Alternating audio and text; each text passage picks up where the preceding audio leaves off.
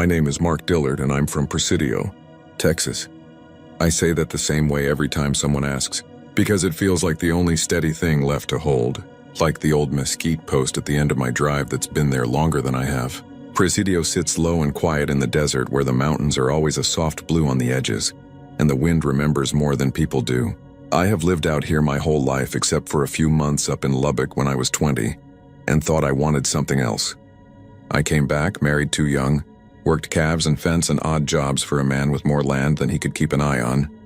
And one day I woke up and I was 52 and divorced and carrying coffee in a dented thermos with my name scratched on the side from when the paint wore off. I rent a small house that used to be a worker's bunk, cinder block and a tin roof and a porch that lists a little. If you sit there long enough, you can tell the time by the change in the wind. The porch light hums when the night's cool and the moths tap the glass. If the old truck starts too stubborn, I pump the gas and turn the key again and talk to it under my breath like that will help. I guess I am telling you all that so you know I am not the kind of man who makes big claims or tries to impress anyone. I'm a plain man with bad knees and a steady dog that mostly lives under the porch and comes out for dinner. And what I'm about to tell you sits with me like a rock on my chest when I lie down, and has for a while now. It started after the divorce when I picked up extra work checking a spread south of town. Hard country cut with caliche pits and dry draws, the kind of place where the fences go on until you think you must have driven in a circle, because you keep seeing the same ruin of a windmill against the same slice of sky. I would go out at dawn or close to dusk, whichever the foreman needed, and make sure the gates were chained, that nobody had been running water or dragging a trailer around. It was peaceful mostly. That first summer after it all went bad in my marriage, the quiet saved me. I would take my thermos and a folded cheese sandwich and drive the 2 tracks with the window down and the AM radio low, catching the weather when it came through, crackly and thin, mixed with the squeal of the cattle guard when I crossed it. The dust had that chalk smell like broken shell. In the evenings, there was always a line of heat lightning way off over the mountains, and you could hear the last of the cicadas and the salt cedars down by the wash.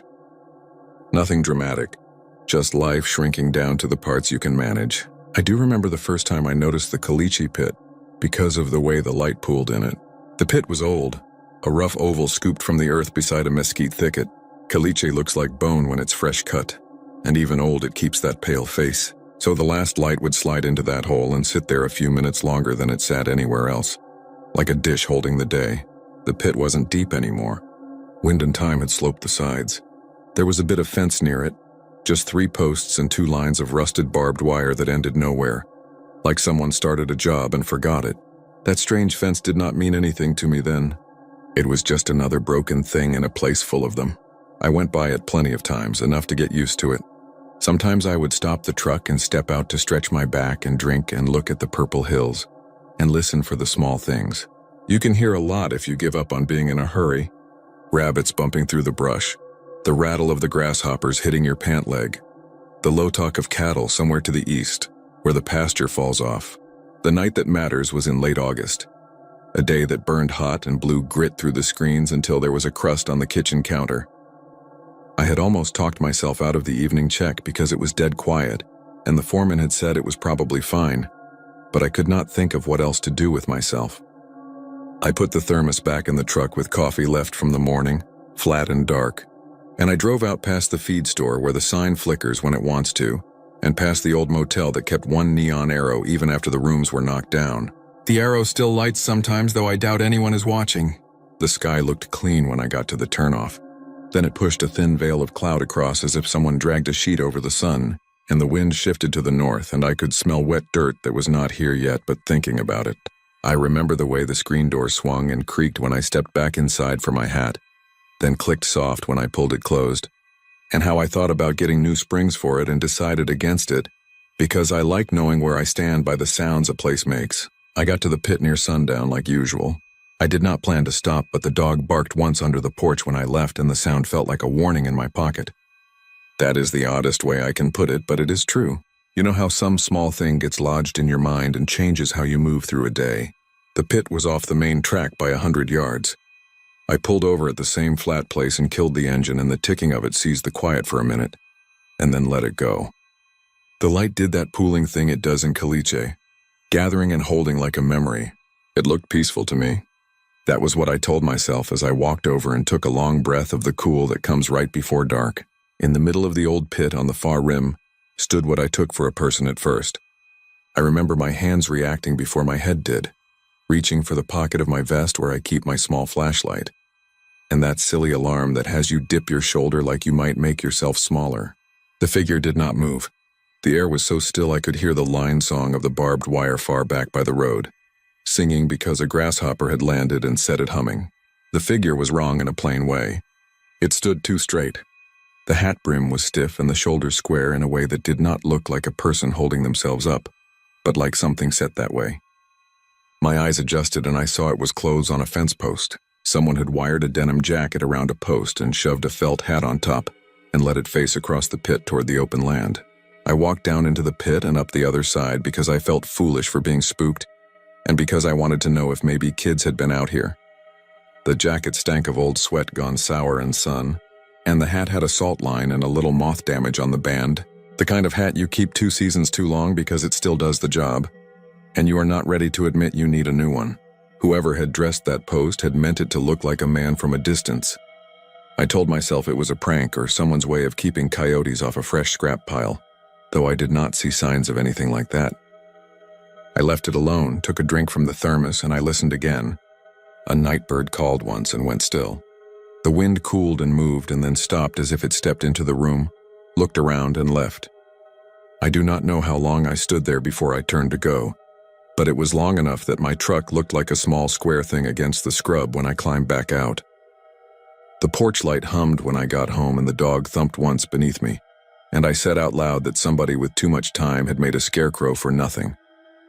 I slept fine. The next day was the kind that moves everything an inch and calls it progress. I fixed 2 stretches of fence and cut my hand on wire that had a burr hidden where you think it is smooth. I bled a little and wrapped it and worked with the other hand because that is what you do. Evening came soft and gray and I went back out again because the habit had already decided for me. I passed the Motel Arrow and it was lit, pointing to a field of tumbleweed and concrete slabs. I remember the static on the AM band and the weatherman apologizing ahead of time for the coming frost, though it was still too early for it. At the pit, there was nothing in the middle. The clothes were gone. The post was bare, and the wire that must have tied the jacket to it lay curled at the base like a shed snake skin. I would swear to you I did not misremember the place. I was standing in the same spot because my tire tracks were still there, pressed into the crust. It made me uneasy in a way I do not like to admit. I walked the rim and then down into the pit and back up, and I felt watched the whole time without seeing anyone. You can feel a gaze on you. It is like a shadow that warms the skin because a body is behind it.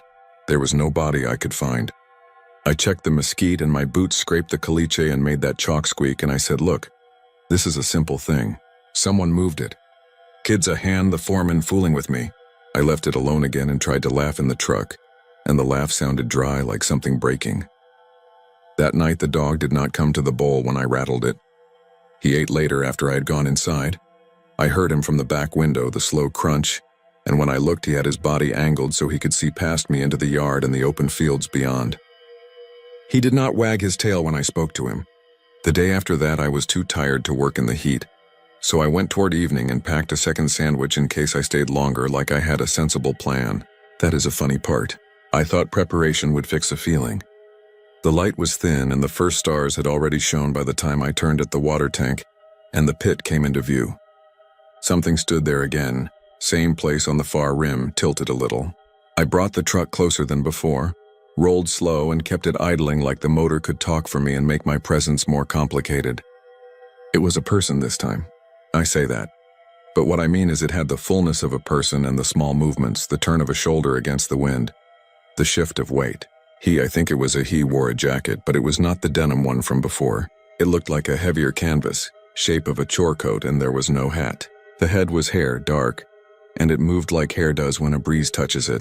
He was facing away from me, toward the same open land the post had been aimed at. I called out then in the same tone I use when I come up on someone fixing a flat, friendly but cautious. You all right? Need something? That kind of thing. The figure never turned. The wind came strong and went quiet as if it had decided to leave me to it. I got out, left the truck door open in case I needed it, and made my way in slow. I kept my hands loose and out where a person could see them, and I called again, and I swear to you, a small part of me expected the figure to answer with my own voice. That was how exact the feeling of being matched was. When I got close enough, I saw a second fence post through the hem of the coat, which made no sense because I had walked this pit and I knew where the posts were, and this was not one of them. I took another step and the ground made me know I was wrong. My boot slid on dust and caught on caliche, and I put a hand out and felt the shape of a shoulder. That was not wood or wire, warm through the fabric. The man turned then, quick, but not like he was surprised, more like he had always been turned and I was just now seeing it. His face was ordinary in the way that makes you forget it once you look away. He was maybe my age, creased around the mouth and eyes, tired, solid, the kind of face that would blend in at any feed store or Sunday service. There was something about his eyes I did not like because looking into them felt like leaning down over a well you cannot see the bottom of. He looked past me at my truck, down at my boots, up at the sky, then back through me as if I were something the wind had hatched and would blow away if he waited. I asked if he was working out here, if he was lost, if he needed a ride. He did not answer. He moved one foot back a notch and the caliche squeaked, and he lowered his head like a man who hears a song from the next room. Then he stepped away 3 slow steps, and I understood he was not going to walk out with me and not going to speak. I let him go. It is shameful to admit that I was relieved to let him go, because helping should be the first thing, but I tell you I was glad to be done with him. He went into the mesquite and the branches knitted behind him, and it was like he had never been there. I stood a long time and watched that space until dark took it. I drove home and told myself I had met a man who did not want talking. The next day I asked the foreman if anyone had rights to run cattle on the South Track now. He said not since May. I asked if he knew the caliche pit I meant, and he said every bit of that land had a pit, and if I was going to get poetic, I could do it on my own time. He was in a mood. I let it go. That would have ended it if the figure had not returned again the following evening and again the next. Always near dusk. Always standing and facing my way until I drew up close and then turning to face the open land.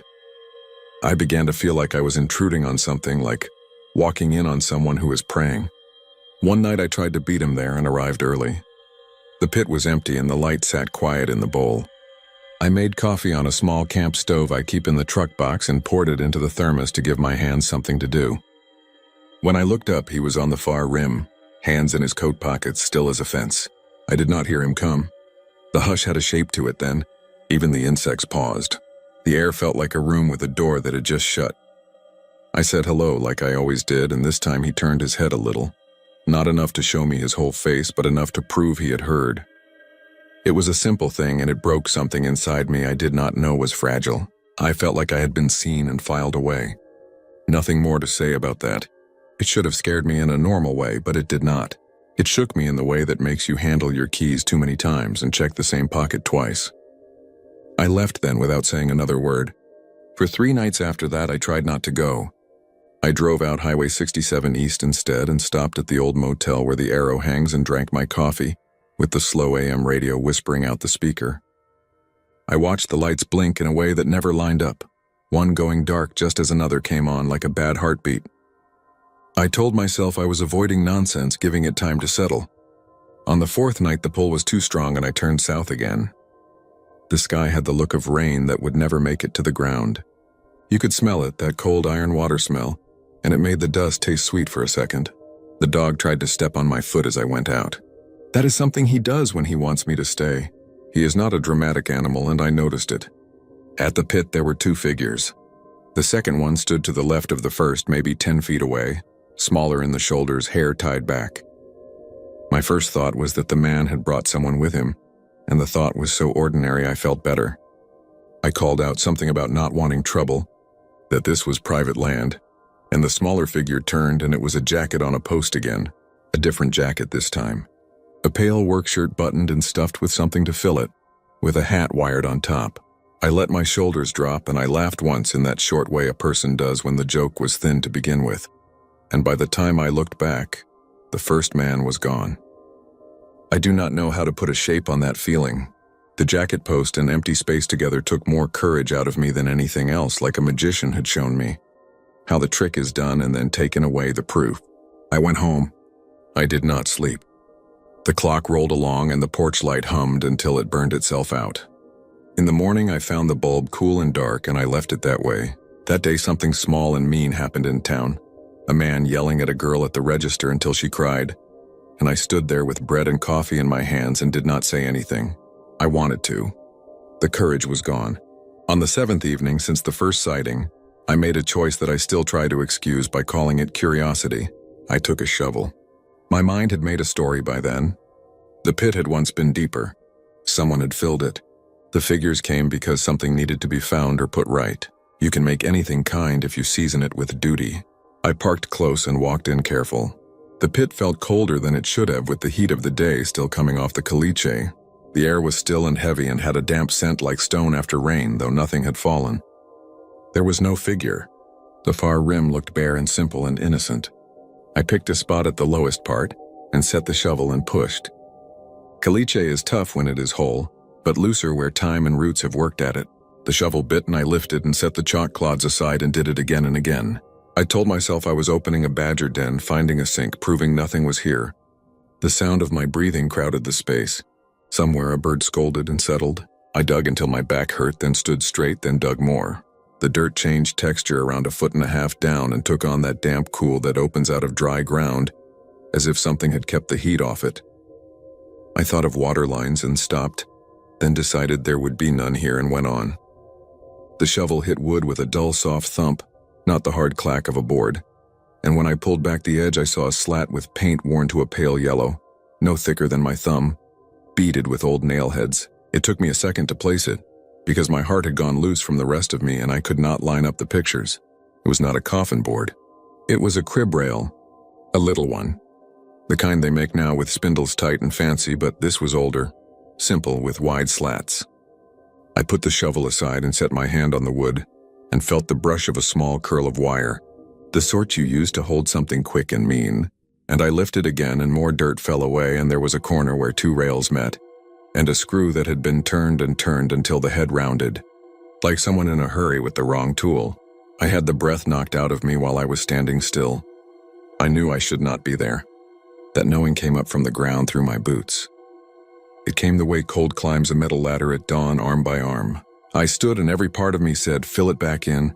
Go home, make coffee, call someone, call no one, forget it, tell someone, lie about it all at once. I put the shovel back into the hole and pushed dirt down, and as I did, I felt that other feeling, the gaze. It slid across my shoulders and down my neck, and I did not look up because I knew where I would see him, and I was not ready to be that man who sees and breaks. I filled until the dirt looked like I had never been there, tamped it with the flat of the shovel, and then I looked up. He stood on the far rim, hands in his coat, the same as always, looking toward the open land and then down at me and then through me. I wanted to say something like I am sorry or I understand or tell me what to do, and none of those words belonged to me. He did not nod and did not shake his head. He turned and went into the mesquite and I did not try to follow. I walked to the truck, put the shovel in the bed, got in and drove slow to the road. At the cattle guard I stopped, put the truck in park and listened to the AM radio fading in and out until the weather report came on. The voice said a mild front was moving down from the panhandle, and we might see a little rain by morning. I sat there a long time and then went home and changed the porch bulb and fed the dog and kept my boots on until midnight, because I did not want to feel the floor bent and soft under stocking feet.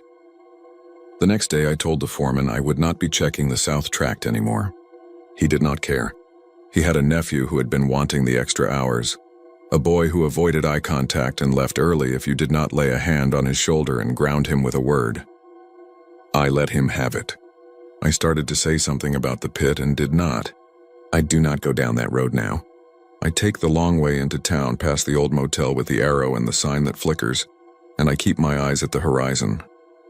Sometimes I see a figure in a field where no one has business being, and when I look again it is a jacket on a post or a scarecrow, or nothing at all, and that is enough. The dog still steps on my foot when I try to leave at dusk, and he keeps his body angled toward the yard when he eats.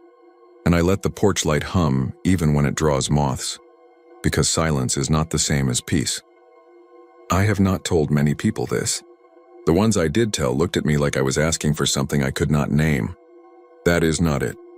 I am telling you because some nights, the wind comes from the north and the house creaks, In the middle, like a body turning over in sleep, and I lie there and smell rain that never reaches the ground. And I hear the slow voice of the radio in my head, and I feel the ground give under my boots again where it should be hard. I am telling you because when you put the shovel into earth that has already held the shape of a thing, the earth remembers, and so do you.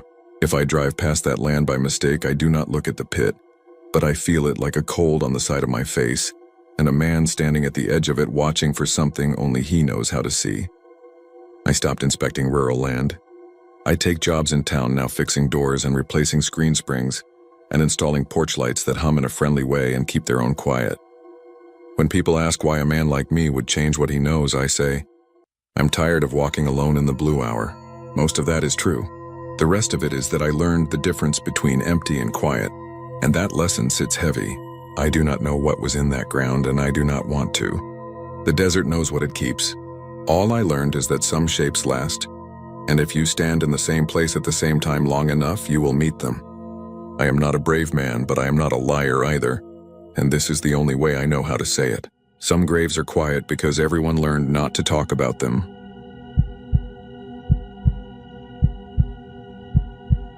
My name is Jamie Hart, and I'm from Rock Springs, Texas. I say it plain because that is how my father taught me to introduce myself, and I always start that way when I tell this, like I am lining up a nail before I drive it in, steadying my hand, letting the past sit still long enough for me to look it in the face. I'm older now, the hair at my temples gone soft and pale, the knees talking to me when I stand, and I live a couple hours from where I grew up. But back then I was 29 and trying to make it home for Thanksgiving. And the sky over the Trans-Pecos had that flat winter look that keeps its light to itself. I was driving a dented blue Silverado my uncle had given me after he decided he had no business hauling fence posts anymore. The engine needed coaxing on cold mornings, a little pump on the gas while you turned the key, and the AM radio gave me weather and high school scores that faded as the miles thinned the signal down to a whisper. I had a thermos of coffee that tasted like tin, the lid nicked from years of being dropped on concrete, and I kept my boots on the floorboard where sand and little white bits of caliche had worked into the rubber mat like stars. You know how those highways are out there, straight for a long time and then rolling a little like the back of a big animal, and the wind has a voice in the mesquite that keeps you company when nothing else does. I had left Alpine after visiting a friend and figured I would top off on gas in Marathon before the long run home.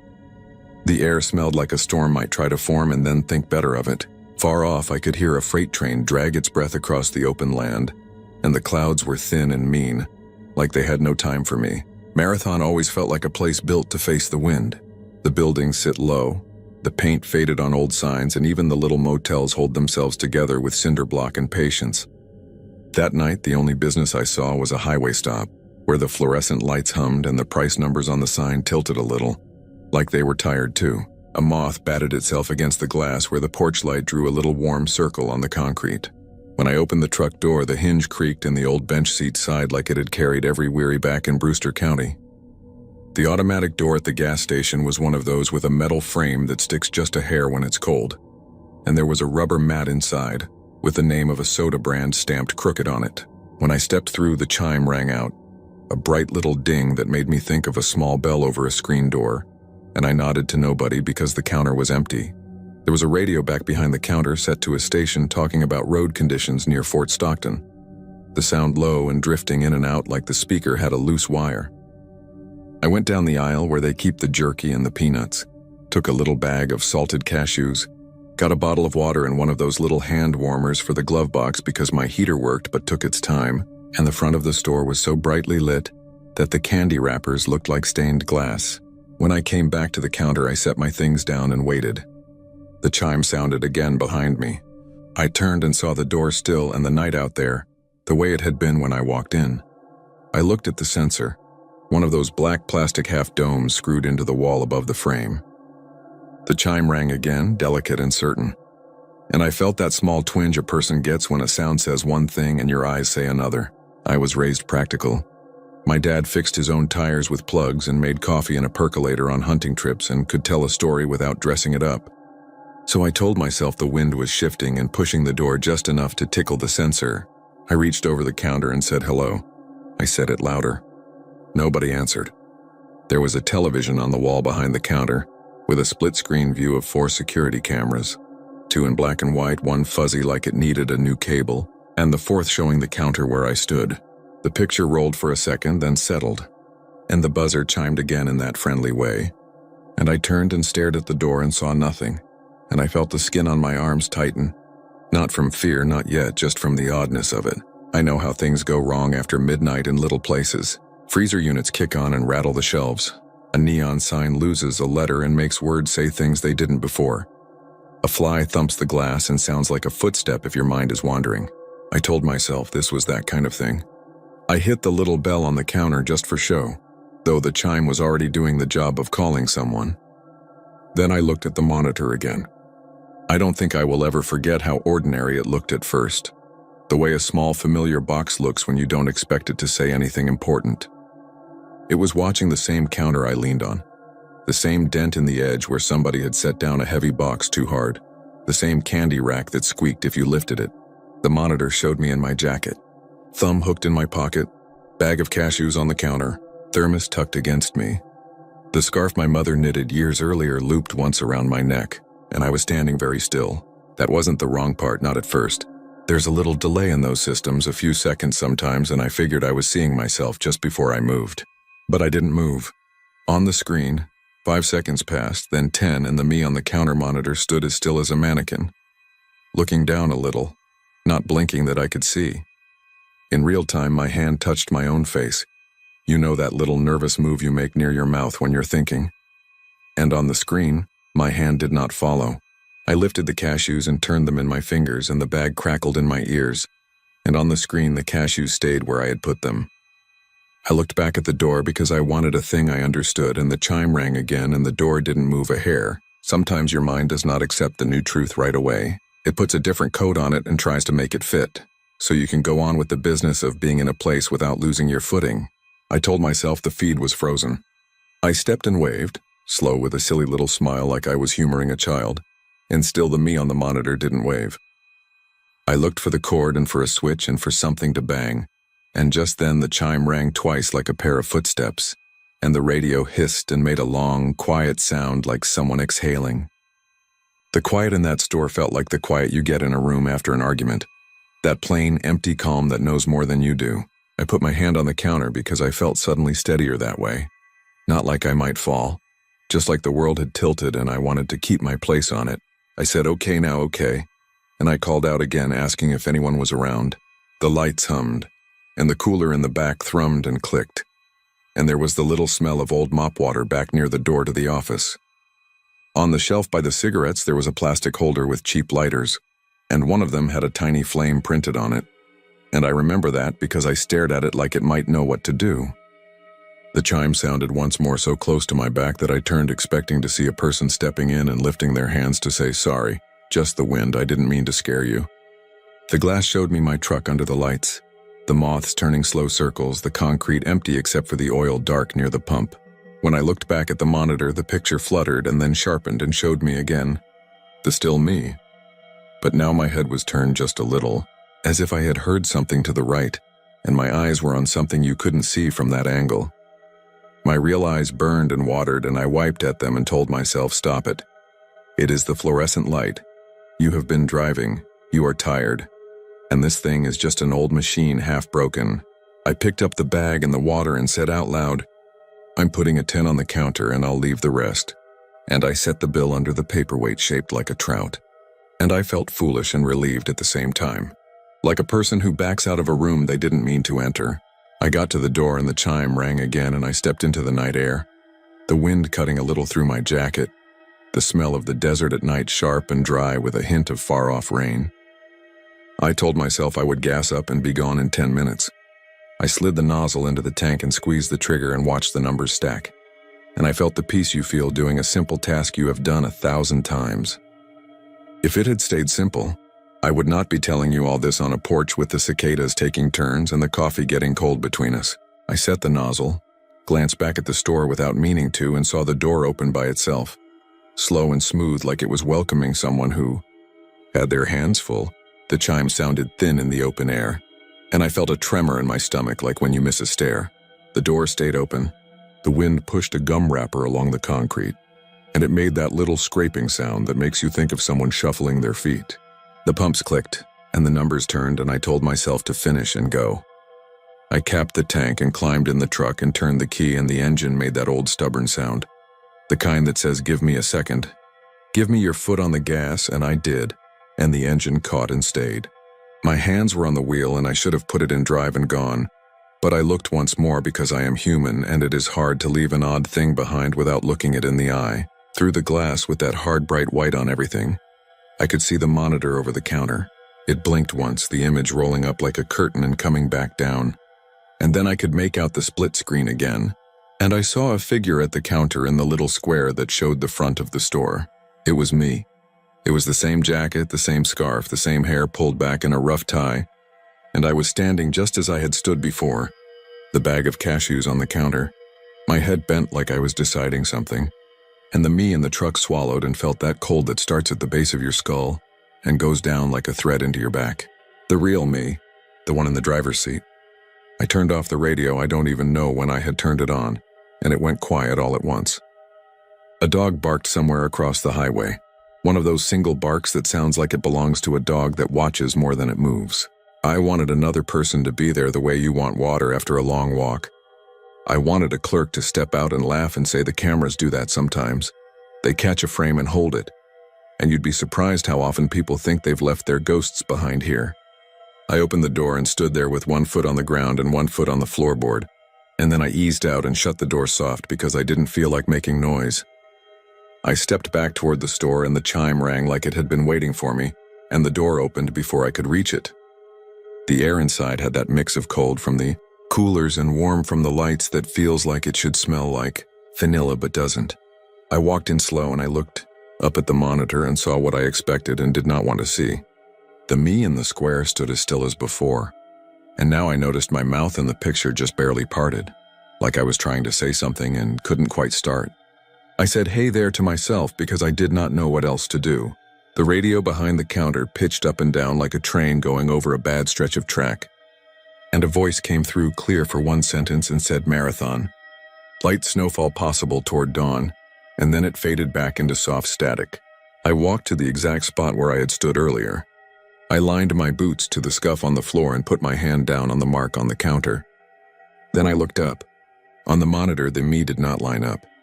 She was just 2 inches to the left, hand in the air but not touching the counter, and I felt that little shift inside me again, like the kitchen picture that hangs a little crooked and you instinctively straighten it, and it goes crooked the other way. I don't know how to explain what I felt next without sounding like I am trying to scare you, and I have no desire to do that. I am only telling you what I remember. The sound in that room seemed to stretch thin. The cooler hum spread out. The lights buzzed like bees but far away, and every other noise fell into the spaces between the chime and the radio hiss. I could hear my own breath like it belonged to someone working in another room. I said, without knowing I was going to say it, "I get it," and the words were a comfort to hear. If you have ever been alone in a place after midnight, a school gym or a church or a store or a motel hallway, you know the feeling. I mean, when I say it feels like the building is larger on the inside at night. The walls push out in a way you can't measure. The air gets deeper and your little noises fall and keep falling. Standing there, I felt like the store had more room than it ought to have, like the aisles had another set of aisles behind them. The difference was not in the things I could see. It was in the space that held them. I glanced down at the counter to be sure of my hands, and when I lifted my eyes, the me on the monitor had moved. Just a little. My head in the screen had lifted a fraction, and my eyes in the screen were no longer looking down but up, and I could not tell where they were looking, only that they were looking somewhere I couldn't see. I told myself to leave. I said it to myself like a mother says something to a child who is watching a ditch fill up in the rain, fascinated, not moving. I picked up the $10 bill I had left, folded it, put it in my pocket, and backed away because backing away felt right. The chime sounded once like a goodbye. Outside, the night felt thinner. I could hear the highway more clearly. Not cars, just the idea of cars, the way asphalt holds sound and gives it back in its own time. I started the truck and it caught easy this time. First try, like a friend grabbing your hand. I put the gear in drive and pulled away, and as I rolled out, my headlights slid across the windows of the store. and for a second the glare on the glass turned them into blank squares. When the angle changed, I could see the monitor again through the window, and the tiny split screen with the still me at the counter. And I swear on my mother's good name that the me in the little square watched me go, not with a head turning all the way, nothing dramatic, nothing you could put a number on. Just that small change in the angle of the chin that says a person is aware of you, and the tilt of the eyes you know when someone watches you from a porch as you drive away. I did not speed. I did not gun the engine. I just rolled back onto the highway and took the lane and settled the wheel and let the road lead me home. The AM radio found a station and lost it, found another and traded it for static, and I let it, and once or twice I put my fingers to my throat because the air felt cold there. When I came up past the little motel on the edge of town, the one with the painted longhorns on the wall and the flickering sign where the O in vacancy gives up every few seconds, I saw one room lit though the curtains were drawn tight, and I thought of the example my aunt used to give me when I couldn't sleep, that some people keep a light on in the bathroom so they can find their way in the night. And I tried to think of that and not the split screen square in the store.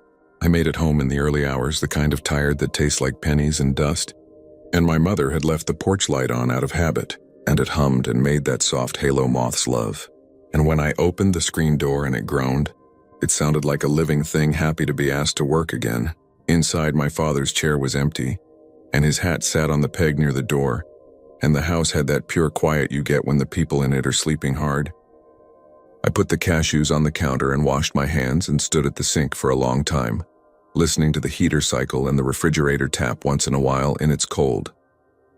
I told myself I was fine, and I was. I slept, not well, but I slept, and in the daylight the world was ordinary again in that way daylight has. The next day my mother asked if the roads were bad, and I told her they were fine, dry as old toast, and she asked if I had stopped in Marathon like I always do, and I said I had. And she told me a story about a woman who used to run a cafe there and made cinnamon rolls with twice the cinnamon, and we laughed at something small like people do when the big things are nowhere close. I let it be for years.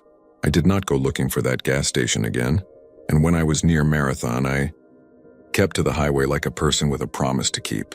I told no one for the longest time, because sometimes telling smooths the edge of a thing, and I was afraid of that. I wanted to keep the shape of it exactly as it had been, not because I loved it, but because it was true and I didn't want to fuss with it. You asked me tonight because you said the night felt strange and the wind had that tone that makes you feel watched, and you wanted a story to match it. I'm giving you what I have. A few years after, I was driving that same route after a funeral, the kind of day that turns your insides to chalk, and I stopped for gas in Alpine because Marathon had built a new place on the other side of town, and I told myself, fine, you can breathe. The clerk was a young man with a haircut that looked like he had tried it himself, and he was talkative in that way of people who haven't yet learned what to keep, and we chatted about the weather and the price of diesel, and whether the antelope would be crossing more now that the nights were longer. And then he mentioned that the old highway stop near Marathon had been there for years and then not, like it had been taken apart fast and quiet. I asked what he meant, and he shrugged and said someone bought the land and the building went away, and he thought it had been a bad septic system that finally put it to rest. I nodded and paid and left and did not drive over to see the empty slab where it had been. I kept the wheel straight and I kept to the speed limit and I counted fence posts for a while until my mind slid back into its normal groove. I went home like people do. Time did what it does. I watched my parents get older, and then I watched the house get quiet in a different way. And I learned the kinds of quiet there are. The kind that is gentle and good, and the kind that sits beside you with a question it never asks out loud. Sometimes the past doesn't knock. It sits in the truck with you in the space between your ribs and waits, polite, patient, knowing you will turn to it when you feel brave enough or tired enough. I have driven past Marathon many times since then. Sometimes I stop for gas and sometimes I keep going. There are nights, especially when the air carries dust and the sky is low, when I see a square of light through glass in a building that is not there anymore. Just a trick of reflections, like the ghost of a room practicing being a room. I have gone to sleep in motels where the ice machine thumps and the wall unit rattles, and I have made peace with most of them. I do fine, but I will tell you this, and it is the part that keeps its hand on my shoulder late, when the cicadas pass the song to each other and the wind gets into the trees like a low voice, and it is why I begin by saying my name so I know where I stand. Now and then, out of nowhere, standing in my own kitchen or leaning on the tailgate after loading feed or sitting right here with you, I get that exact shape of quiet I felt in that store. Not the sounds, not the lights, the shape. And when it comes, I can almost see a little square in the air with a picture of me in it. The me I was at 29, the me in that jacket, the me with her hand on the counter, the me who was trying to start a sentence she didn't know how to finish. I picture her still there, not trapped, not punished, not harmed, just held in place by some old and patient kind of noticing that lives in wide places. I do not think it meant me harm. I think it simply wanted me to understand that I am seen in more ways than the ones I choose. Sometimes on the road near Marathon, the automatic doors of new places will chime twice even when I come in alone, and the clerk will look up and then look past me as if someone else is entering too.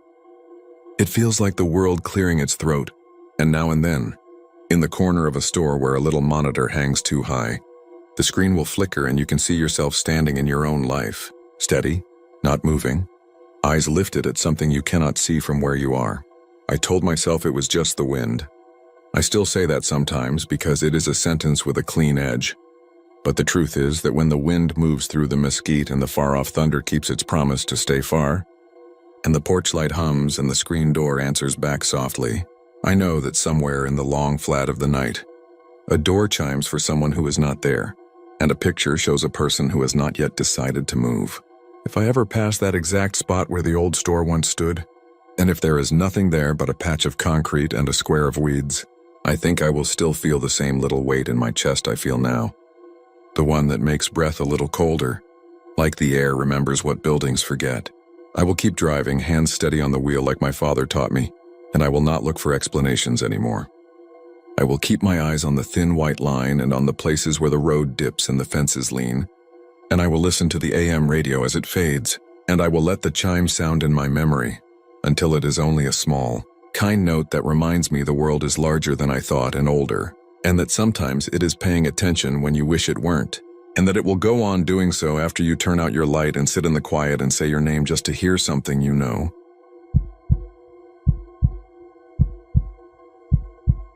My name is Greg Mathis, and I'm from Onalaska, Texas. I say it like that because that is where my mail still tries to go, even if I have been living out of an old fifth wheel by Lake Livingston for more nights than I care to count, and because names and places anchor a story that can slide around on you if you are not careful. I am 61, a retired trucker, and I am not a man for tall tales. I am a porch man, a thermos man, a man who keeps bolts in old coffee cans and writes the gas fill-ups in a spiral notebook even when the station prints a receipt. I tell you this so you know I am trying to be square with you. If you were sitting across from me right now, we would be on my little RV step that creaks when you shift your weight. The breeze moving the screen just a hair, a humming porch light fixed up above the door because the factory one never worked right. You would hear the cicadas and sometimes the frogs, and every once in a while an 18-wheeler passing on the highway that you cannot see but always know where it is. The way you know the presence of a big thing that is in motion, you would smell the water from the lake when the wind swings around, and the dust from the road when a pickup rolls by, and that damp iron scent that comes before a late summer storm. And I would have the AM radio on low, the kind that fades in and out like it is breathing. And I would tell you about the empty RV park on the north side of the lake, the one that is half finished and half forgotten, where I have been staying because it is cheap and quiet and because I figured I could sit with my thoughts for a while and not be bothered by anyone. I did not go out there to find anything. I went because I was tired and because I missed the sound of water and because my hands shake less when there is wind in the mesquite. I had done my years on the road, sleeping at truck stops and motels with thin quilts and humming ice machines, waking to the rumble of other men's engines starting before the sun. When you quit, you notice the clock gets strange on you. Morning drags and night runs, and you feel like the days are a long hallway with doors that either swung shut behind you or were never there at all. So I took the fifth wheel, a 98 with the kind of wood veneer that always looks like a lake house even if it is parked in a field, and I paid the man who owns the park a little stack of cash. He wrote it down on a receipt book with carbon paper and slapped my shoulder like he was glad to have me. There were 10 spaces with hookups, gravel pads rimmed with railroad ties, a shower house with a door that swelled up in the heat and scraped the threshold, and a motion light on a pole near the gate that snapped on whenever deer or feral cats cut across. The lake was close enough that you could hear small waves lapping at the bank when the breeze got right. but far enough that you could forget it when the wind came from the highway. There were 3 other rigs there that first week. One had nobody home, a faded flag in the window and a padlock on the hitch. Another had a couple who argued softly through their bathroom vent, never in the open. The third was a little Class C with a woman who took her dog out at odd hours and had the kind of smile you give a stranger when you do not want to start a conversation. It suited me fine. I bought coffee at the Chevron by the bridge, the one with the flickering sign and the cashier who wore a cross that flashed when she turned her head. I filled the thermos every afternoon and set it on the small table by my camp chair. I swept sand off the steps. I watched the clouds pile up over the water and thought about my brothers and how far scattered everyone gets when the work dries up, even if the roads run right between you with both lanes as empty as a cleared church hall. The first night the knock came, I figured it was a branch. The wind had come up and the mesquite by the pad had scraped along the side of the trailer like a cat that wants to be let in. I was half asleep, listening to the radio fade, and then I heard it. One clean knock on the door, not loud, not soft. Just a knock like someone who does not wish to be rude. I sat up, waited, and then the motion light above the steps clicked on and I could see its glow around the frame. I lay there another minute and then I told myself to quit being foolish and I stood up and went to the peephole. Nothing. The light was bright, and it shows you everything you do not want to see, but it did not show me a person. The steps were empty. The gravel was still.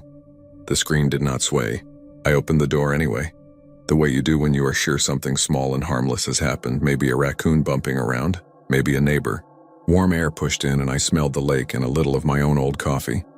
I listened for someone breathing, for a joke about how hard it is to find the right rig in the dark. Nothing. I shut the door, locked the deadbolt, and sat there. The radio hissed and found a station talking about crops and rainfall down near Brenham. I fell asleep and woke an hour before dawn, which is how my body still keeps time.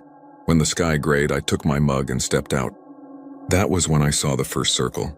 Around the rig, laid careful as if somebody took time with it, were cigarette butts, dozens of them, maybe more, arranged in a ring just outside the reach of the steps in the square of my outdoor mat.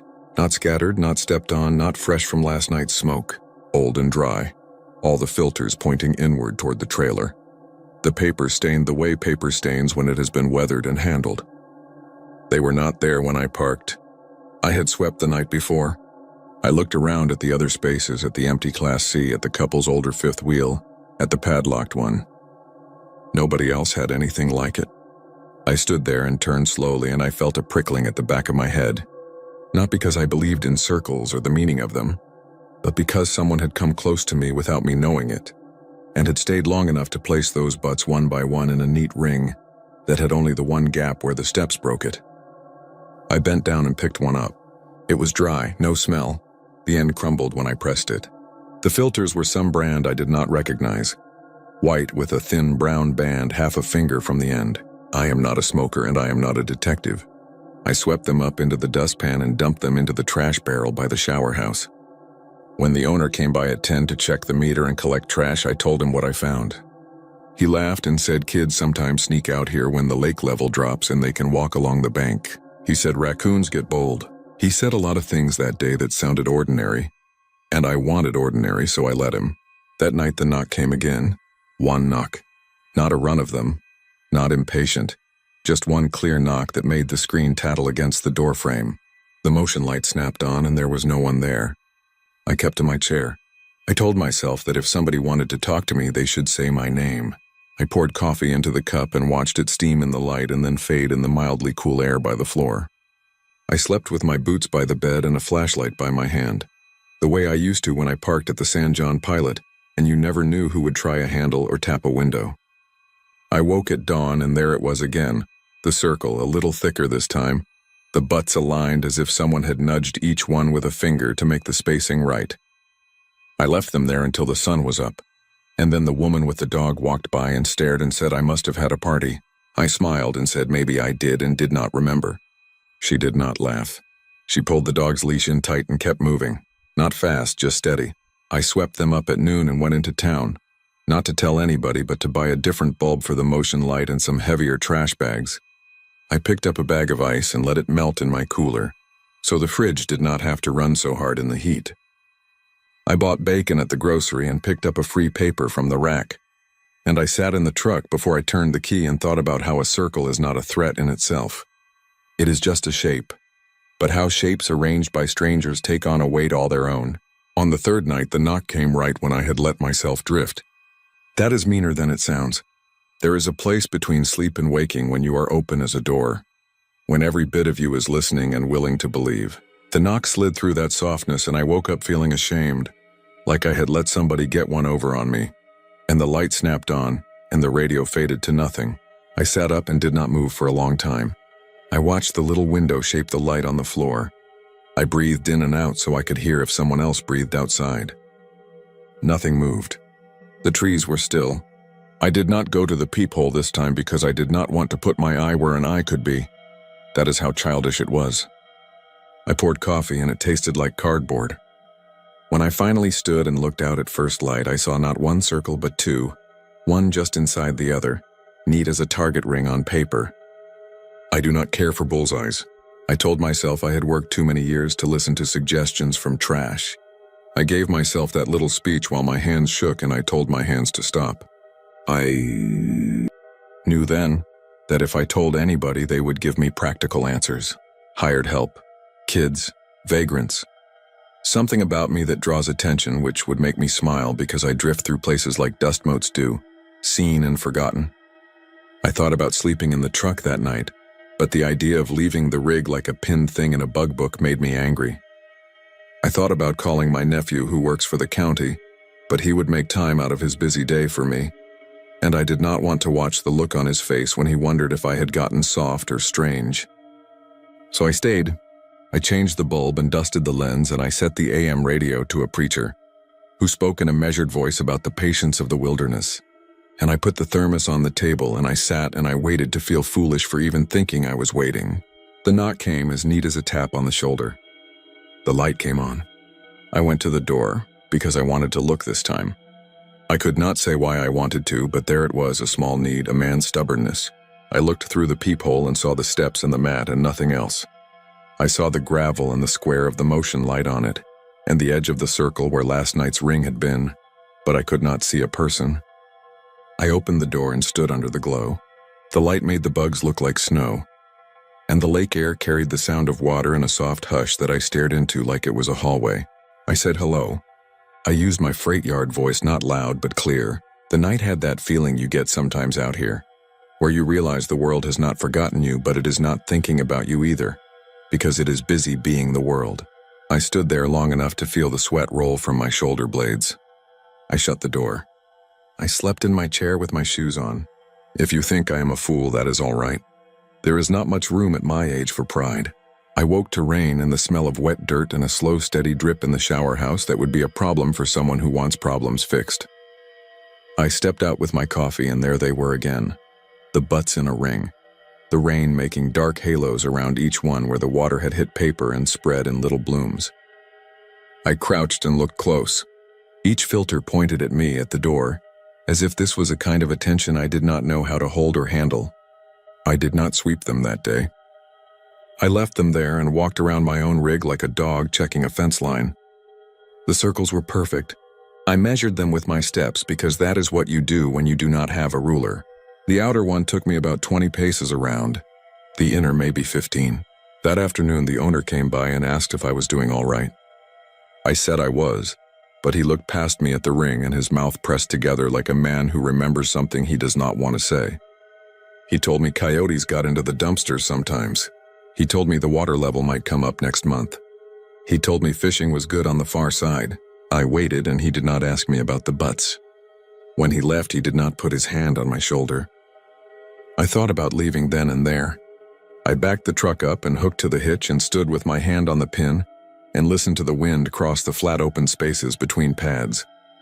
I unhooked and went back in. That night I did not sleep.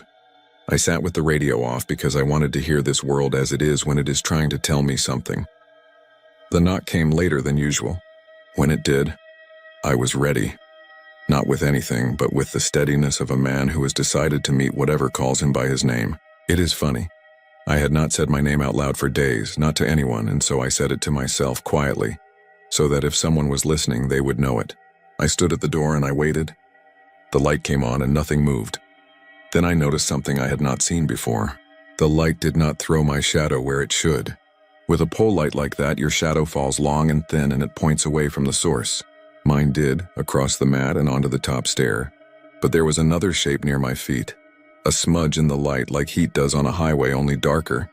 And it did not change when I moved. I stepped to the side and my shadow shifted and that smudge did not. I looked at it and I felt the back of my neck go cold. I said, calm as I could, that I did not have anything worth taking. I said I would share my coffee if that was what this was. I stood there and listened to my heart knock harder than any stranger had. I went back inside and shut the door and set the chain, though I knew it would not do anything that the deadbolt did not. I sat and I waited. At dawn there was not one circle but three, each one perfect. The outermost butts older and more cracked than before. Like whoever set them down had found them somewhere that they had already spent years becoming what they were. I took a picture with the little flip phone I still carry. Not because I wished to show anyone, but because I wanted some proof for myself later, in case I started to think time had messed with me. The phone made the circles look smaller than they were. The camera cut the night to fit it square. It made the butts look like seeds. I deleted the picture because it did not capture what it felt like to stand in the center of that attention. You might think I was in danger, and I would tell you that I never felt that. I felt seen. There is a difference.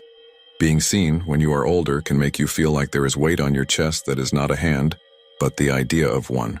I have had that feeling since. I can be in a grocery aisle looking at beans and feel it. I can be sitting right here with you and feel it as the porch light hums and the bugs tap their small tap against the screen. I stayed one more week. I stayed because I wanted the same answer every night.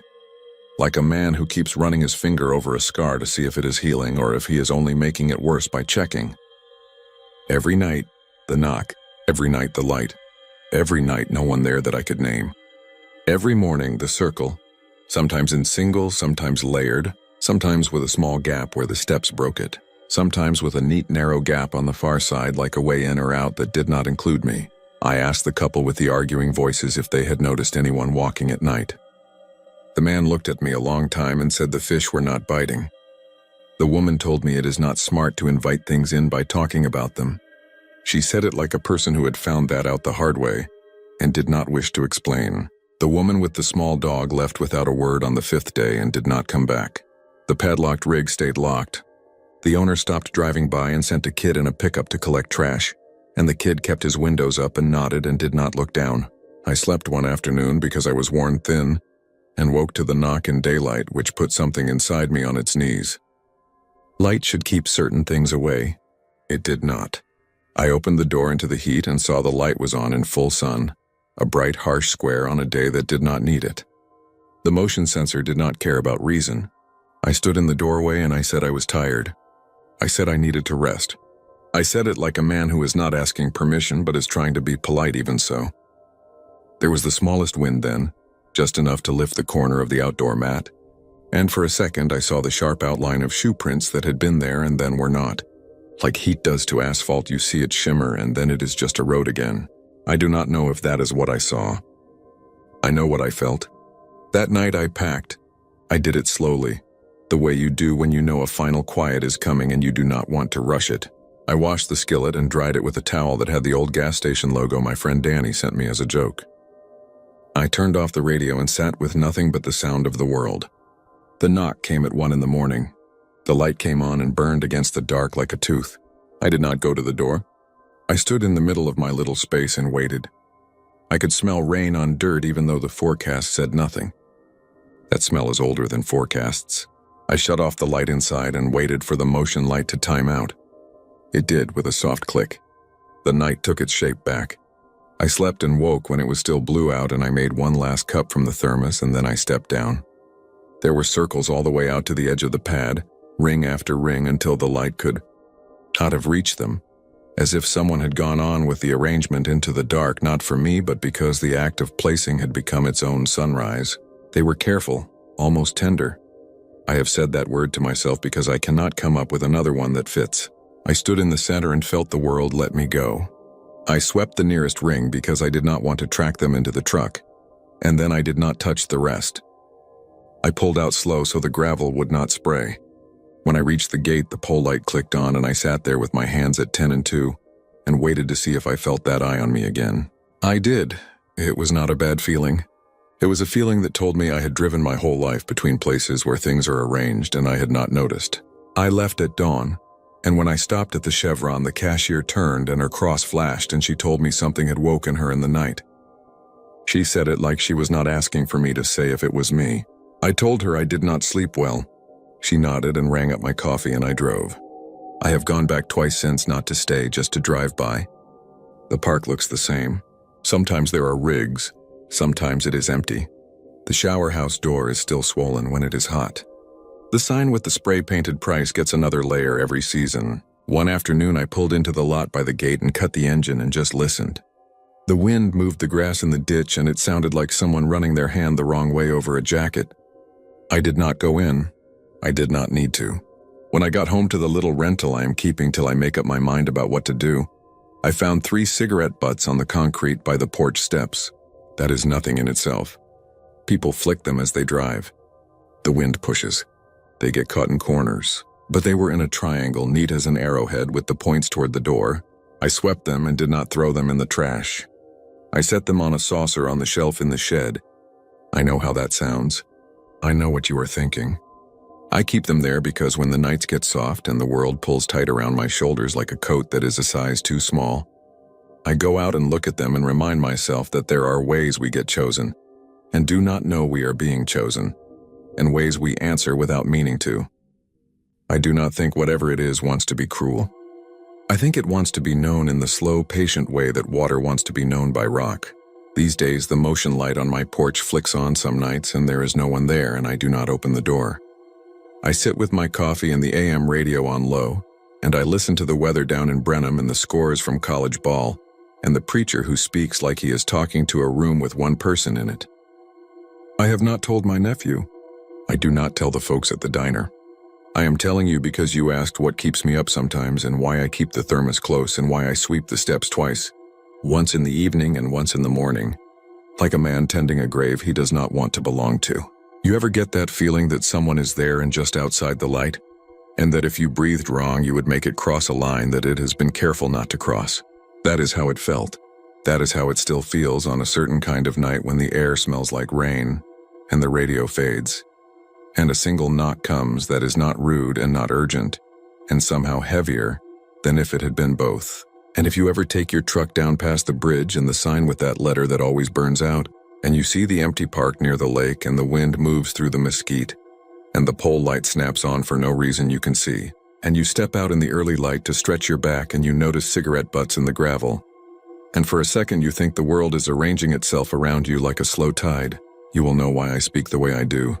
Quiet, careful, like a man greeting a friend whose face he has not yet seen, but has felt for years through the thin door of the night.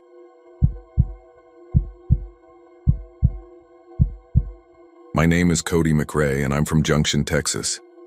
I'm saying that out loud the way my dad taught me to start a story, plain and square.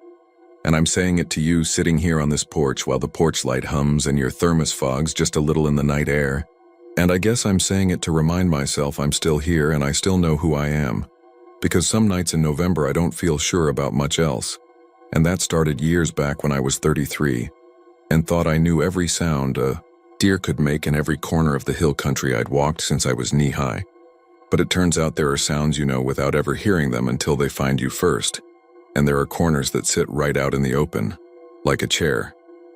You forget is in the room until you stub your toe on it. And then you remember. It's always been there, waiting, not doing anything wrong, just waiting in that quiet way some things have out here where the nights are wide and the wind talks through the mesquite, the same as it did before your granddad was born, and likely the same as it'll do after you're gone. It was the second week of rifle season, a Friday night that had cooled down the way only November can, where you smell dust and cedar and the road itself as it gives off the day's last heat. And I had my old truck pointed west out past London and Roosevelt, bouncing down a lease road rutted from spring rain and summer neglect, the kind of road that makes you wonder if it remembers your tires or your tires remember it. The engine making that slow catching sound that always made me tap the dash like I was patting a dog, sweet-talking it along, the AM radio drifting in, and out of San Angelo and then some preacher out of Del Rio, just the low scratch of it like a voice talking from behind a wall. And I had my thermos between my knees because the cup lid wasn't sealing right anymore, and the coffee had that taste that shows up when you've used the same pot with well water for too long. A little iron, a little earth, a comfort more than a flavor. And the gate to the lease took its time to complain open under my hands like it did every time.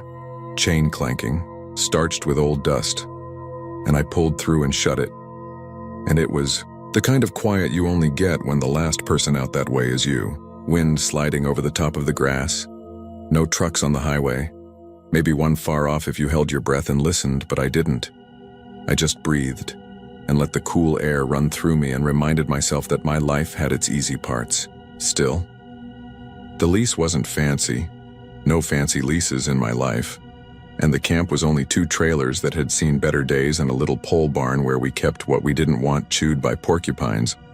And the light over the door on my trailer had that habit of flickering and then settling into a steady buzz like a fat horsefly had taken up residence inside the bulb.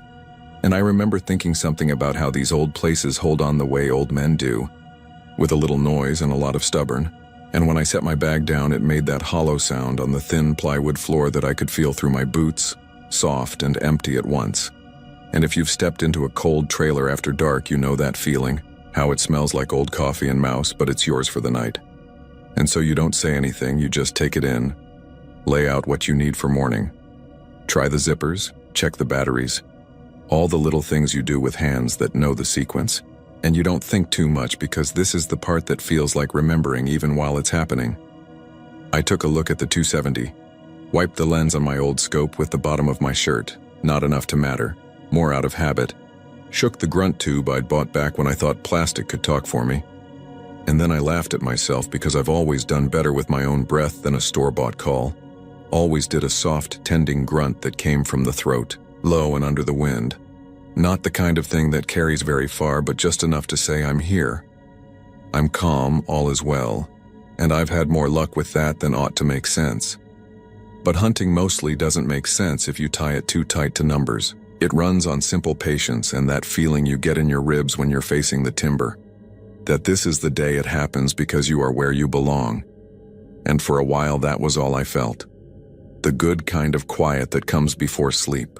The heater ticking, the tiny metal house around me settling into the night like a man easing into a chair.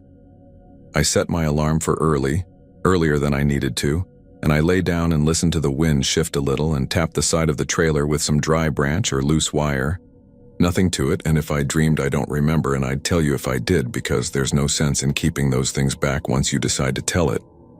I woke to the kind of dark you get out there, which is to say a dark that doesn't feel empty. It feels gathered, like all the shapes in the world are right where they should be and they're just waiting for you to make the first noise, and the thermos poured heavy and the coffee had that skin.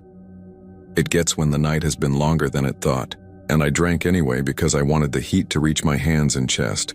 And I pulled on my gear, and I don't know why I remember this, but I had on that faded blaze cap with the tier at the back my niece had sewn with orange thread that didn't match, and a camo jacket one size too big because the one I liked had gone missing the year before.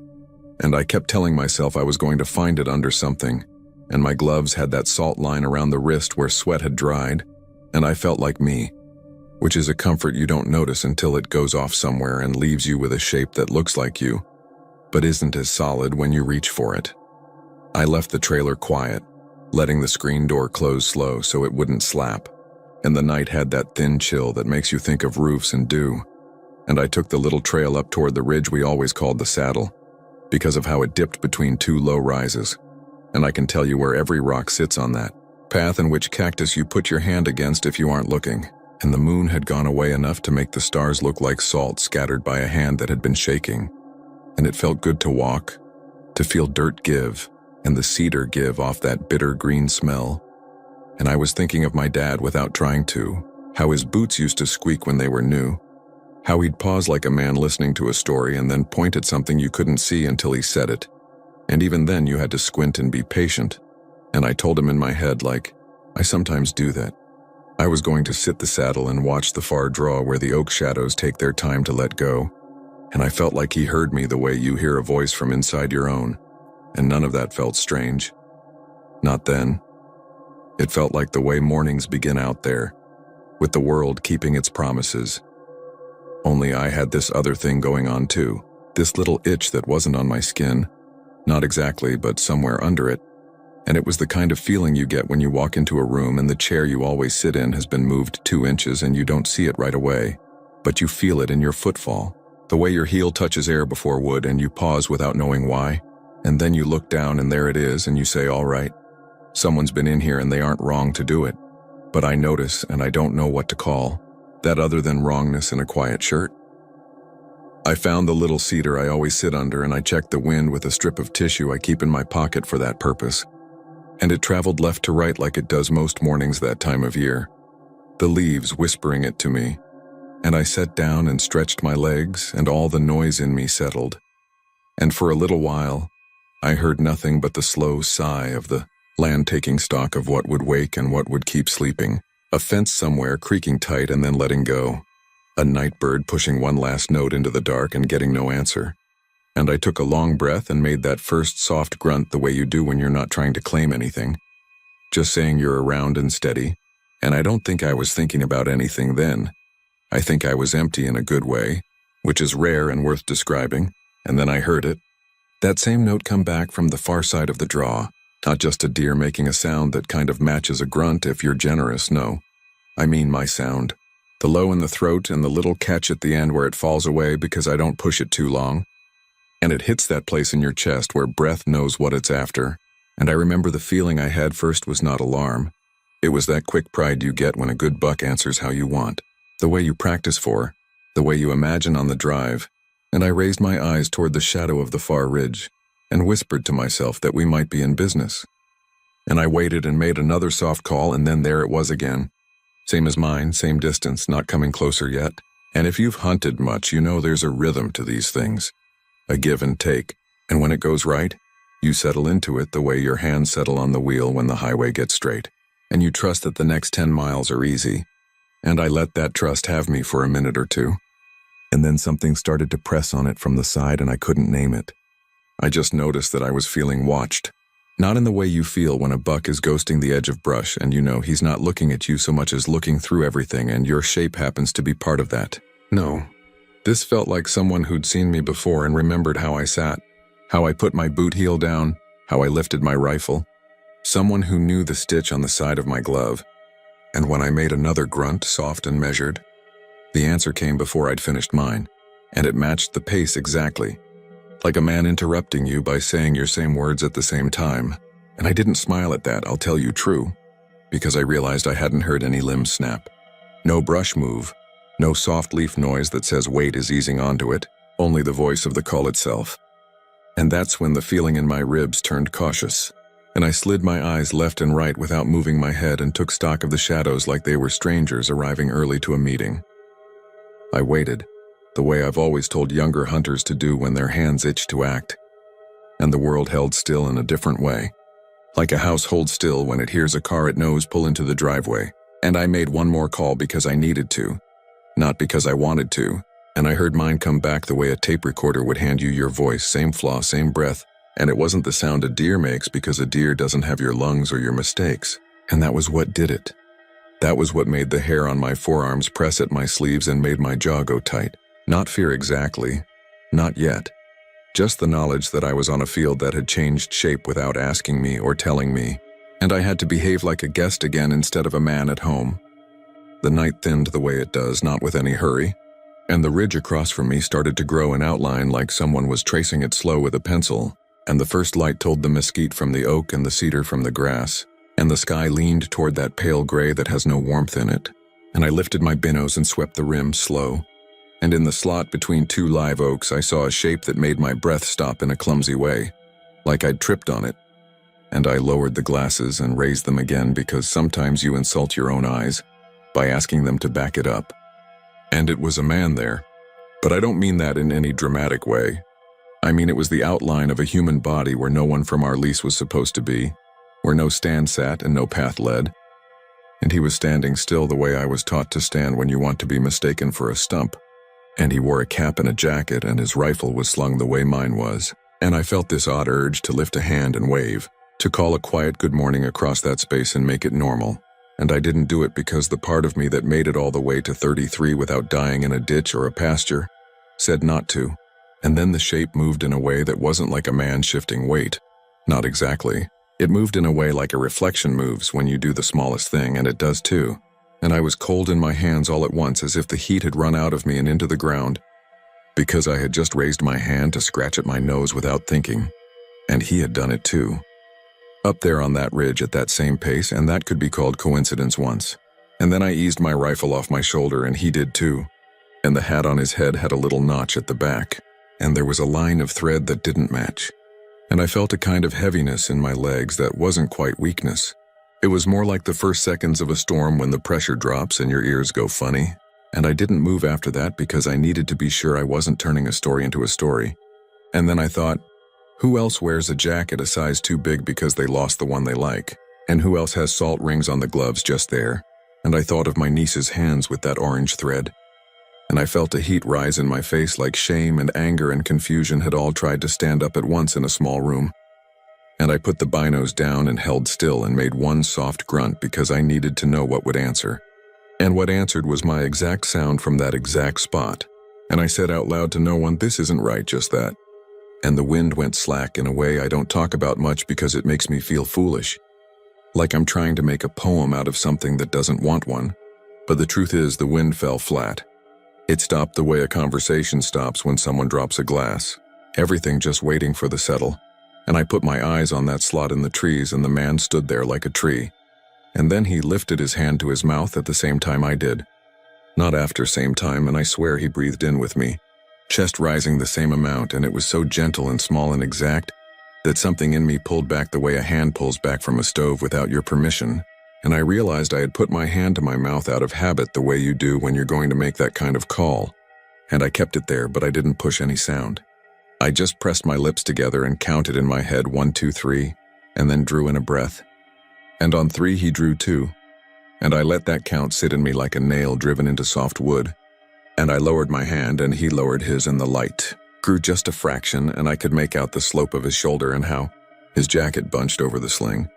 And none of it looked wrong except the part where it was mine. I wanted to call out and ask who he was. Wanted to say the name of our lease like a password to see if he had one of his own. But my voice had moved to a place behind me, maybe on the trail, and what stood in me instead was an old feeling from when I was a boy. And my mother would look at a photograph too long and then blink hard and set it face down. And I remember her saying once that sometimes a picture catches more than you wore that day. It catches the way you were thinking, and I didn't understand then, and I do now. Because it felt like that ridge was holding up a picture of me I hadn't taken yet. And I didn't want to see it develop. I stayed sitting because standing felt like something you'd do if you wanted to be more in the world than I wanted to be right then. And I waited with that heavy patience that comes when the sun is taking its time and the birds are still considering it. And I listened for steps, for any honest noise other than the small talk of leaves. And I heard none. And then in the way morning picks a side and commits, the light came up enough to show me the color of that cap on that ridge. And it was orange and wrong and plain as my own. And I felt the skin on my scalp pull tight. And I shifted my boot a little in the dirt and saw the mark it made and told myself I am real, because I leave prints I recognize. And I looked up to see if he stamped his boot too, and he didn't. And I told myself that meant the world was still following some rule I could name, and it helped for a second. And then that second was gone when I saw movement out of the corner of my eye down in the draw, low and soft.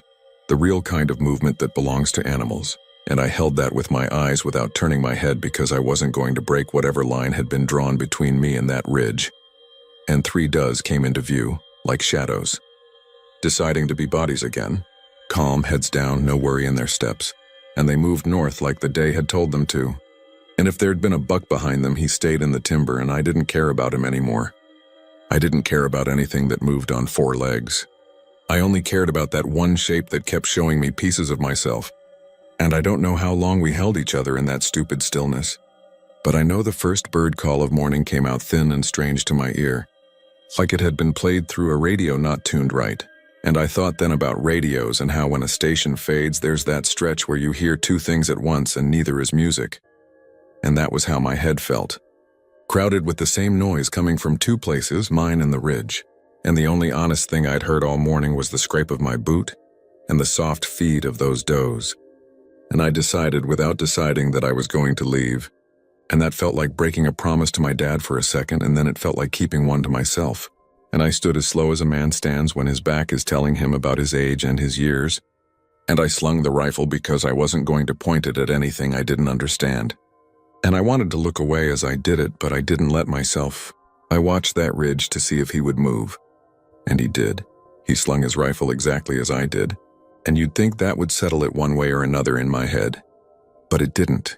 It just left me with the dry taste you get when you've been afraid and you're trying not to call it that. And I took one backward step and then another.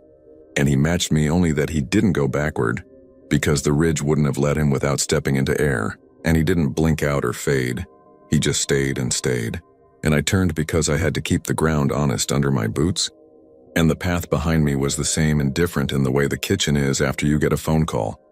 That shifts something in you. The chair there and the table there and the light the same. But you set your hand down and it feels like it belongs to someone who moved out an hour ago. And my truck looked like a man who keeps a promise dull and steady. And I got in and the engine took 2 tries like it wanted to be convinced and then did its job. And as I rolled past the mesquite, I cut the wheel in the place I always cut it, to miss a stump that isn't there anymore. Habit running me, and I looked back only once and there was no one. But that didn't help, and I can't explain why that didn't help. Except to say that sometimes absence is louder than presence, and I let the gate fall into place and wrapped the chain and the dust fell in a lazy way. And then I was on the county road and the radio gave me a weather report from yesterday like it couldn't make up its mind either. And I drove back toward town with the heater on low and my coffee bitter and too hot, and every fence post a little witness to me leaving before breakfast. I didn't go back that day or the next, and when Sunday came, I did what I always do. I drove to church and sat where I sit and nodded where I nod. And when the lay reader stood to speak, his voice filled the room in a way that reminded me of the grunt call answering me, not in sound but in fit. And I listened hard and I heard nothing that would help. And after service, I stood in the gravel and shook hands and said, "I'm doing fine the way people do when they're trying something on to see if it fits." And then I went home and the house smelled like it always does, like coffee and old wood and a little bit of the river. And I sat at the table with the hat in my hands and found the little orange thread with my thumb and traced it and told myself that hat had been on my head or in my hand every November for years, and that meant it couldn't be where it had been that morning and here too. Except I knew what I'd seen, and I knew the part of me that makes up stories had been quiet. It had been shut out by the simple size of what was in front of me. A week later I went back, not at dawn that time, but late afternoon when the world looks kinder and the shadows are honest about being shadows. And I walked the ridge slow with my eyes on the ground because sometimes the ground tells the truth better than the air does. And I found my own tracks in places and others that could have been mine if I'd walked a little different. And all the while the wind moved like someone adjusting a blanket, gentle and steady, and I didn't hear any call at all. Not from a deer, not from a man. And the little slot between those 2 live oaks was just a space with light in it. And I stood where I thought that shape had stood. And I looked across and I understood something I didn't want. Which is that you don't have to lose your mind to lose your footing. And you don't have to be cursed to be noticed by something that doesn't think in words. And you don't have to be special either. You just have to be in the right place doing what you always do. Steady and proud of knowing your way. And that's enough sometimes to make the world hold up a mirror in a part of itself where there shouldn't be any glass. The lease is gone now, sold and cut and then sold again. And I've got a little place behind the house where I keep my gear and a hook for that cap. And I still hunt because you don't leave your life just because it stepped on your foot one cold morning. But I don't sit the saddle anymore because there isn't one. And sometimes when the wind is moving from left to right and the porch light is humming and the radio on my kitchen counter is catching a station from God knows where with a little static behind it like a paintbrush on a wall, I'll sit with a cup in my hand and I'll feel the rise of a call in my chest and I'll stop before the sound. And that stopping is the thing I'm left with. It sits in me like a small hard seed, and it's grown into a habit I didn't have before. And that habit is I look for myself in places I didn't put me. Windows and dark glass, the shine on the truck door at dusk, and if I catch anything I don't stare. I just nod like I'm being introduced to someone I already should have known, and then I go back to what I was doing and pretend like the night didn't bring anything new, which is a kind of mercy we give ourselves when we need it. You asked me why I'm quiet about November, why I don't rush to the lease gates anymore, why I won't use a plastic call, and why I hardly use my own breath either. And I've told you what I can, and I've left out what I can't name. And maybe that's all any of us can do. Because the truth is that morning wasn't a story about a monster or a warning about roads you shouldn't drive. It was just a small thing that was actually big. A little misfit in the order of the world that showed its face to me for a few minutes and then went back to wherever it waits. And I don't think it waits in the dark or under the ground. I think it waits right here where we sit. In the way the wind knows how high the porch is. In the hum of that light. In the distant dogs that bark not at anything in particular, but because the night makes them remember they're alive. And when it comes close, it doesn't bring teeth or claws or any of that. It brings you yourself. And there's nothing kinder and nothing colder than that. And if I ever see that ridge again, I won't look at the slot between those oaks. I'll look down at my hands and try to find a mark on them that wasn't there the day before. And if I find one, I'll say, "Yes, I know, I hear you. I've been here a while. And you've been here longer." And that will be the end of it for that day. And after that, I'll go inside and set the hat on the hook and listen to the radio fade and the heater tick and the screen door breathe against its spring. And if I lay awake, it won't be because I'm scared of anything I can point to. It'll be because the world is bigger than I let it be for too long. And sometimes it shows me, and sometimes it uses my own voice to do it. And that's a thing that doesn't break or heal. It just sits there, quiet and heavy, like a buck standing just inside the tree line where you can't see him. But you know if you keep looking, you'll start to think you do. And you'll want to raise the rifle and you won't. And that not raising will be the truest part of you that day, and you'll carry it like a stone in your pocket long after the season is over, through spring and summer and into the next November, when the air smells like rain on dirt and the distant highway hums like it's remembering something old. And then you'll hear a soft grunt not from the brush, but from the porch of your own house shaped exactly like the breath you were about to take, and you'll sit still and let it pass through you. And after it does, you'll pour 2 cups of coffee for no good reason, and watch the steam go thin in the kitchen light, and you'll hold one in your hand until it cools, and the other you'll set on the table, and no one will drink it and you'll leave it there anyway.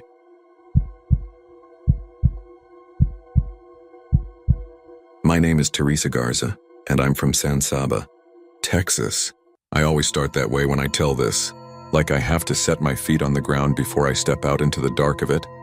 Like saying where you're from is the same as lighting the porch bulb and tapping the glass to watch the moths wake. I grew up with a screen door that stuck in the summer and rattled in the winter. A mother who kept a thermos of coffee filled to the brim for any drive longer than 20 minutes. And a father who left the old AM radio on the kitchen shelf tuned to the farm report, whether he was listening or not. I am 44 now, a little gray starting around my temples if I am honest. And I have put enough miles under me to know which gas stations have clean restrooms, and which motel clerks will slide you an extra towel if you ask kind, and which stretches of highway get quiet in a way that makes even the strongest coffee feel thin. The night I am thinking of, I was driving from San Saba to Houston because my sister had called about a small health scare that later turned out to be nothing big. But in the moment, it was a tug I could not ignore. You know how it is. Family calls. You say you will come and you start the car and go. Even if the sky looks like it has stones in its pockets and the wind smells like the dirt is ready to lift. I took 190 most of the way, cut down toward I-10 because it is faster. And I told myself I'd make junction before I got tired and then maybe push on. The old habit of planning stops, counting towns, giving yourself little promises. The air was warm and heavy for October. Not quite rain, but thinking about it. The mesquite on both sides of the road looked like it had bent its back to keep secrets. I had my thermos in the cup holder, the one my mother bought me before she stopped driving at night. And the radio was playing static and a Sunday preacher who had a voice like a distant tractor. Cicadas were a memory at that hour, but you could feel the land humming under the tires. The engine in my car is a stubborn one. Not old enough to die, but old enough to sigh, and every time I would slow behind a cattle truck or a camper, it would grumble like a dog moved from its warm place. I passed a motel that used to have a good breakfast. The sort of place with a sign that said, vacancy in broken neon that blinked red once every few seconds. And I thought about the smell of their pancakes and the way their coffee tasted like it had been cleaned with a rag. That kind of memory sounds silly in daylight, but on a long road it is almost a companion. By the time I hit the stretch near Ozona, the sky had shut. The stars were behind the blanket and I could feel the coffee wearing thin. It happens all at once sometimes. The yawning that catches the back of your jaw and sticks your eyes. The thought that maybe it would be good to walk a little and let the wind scrape the tired off. I told myself I would stop at the next rest area, the one I knew outside Ozona, the one with the stone picnic tables and the low building with the humming lights, and I would use the restroom and refill my cup and stretch my legs. I had done that stop 36 times in different years. Sometimes with my boy when he was little, and we would throw pecans from a sack into our mouths and count trucks. He is grown now, away doing his life in Lubbock, but I still felt his small hand in mine when I turned the blinker on. When I took the exit, the wind picked up in that West Texas way that makes sound out of empty space. The trees there are not tall, but they talk when it is dark. The rest area came into view in a puddle of fluorescent light that had a green to it. The parking lot was big and mostly empty, and the concrete looked like it had a fine powder over it that my headlights made float. I pulled into a space near the building, not too close because I still have my mother's voice in my head about giving folks their space, even if there are no folks, and I turned off the car. The engine gave me one last shrug before it quieted. When the headlights died, the building took over, its lights humming like a hornet nest that learned manners. It was late enough that there was nobody around.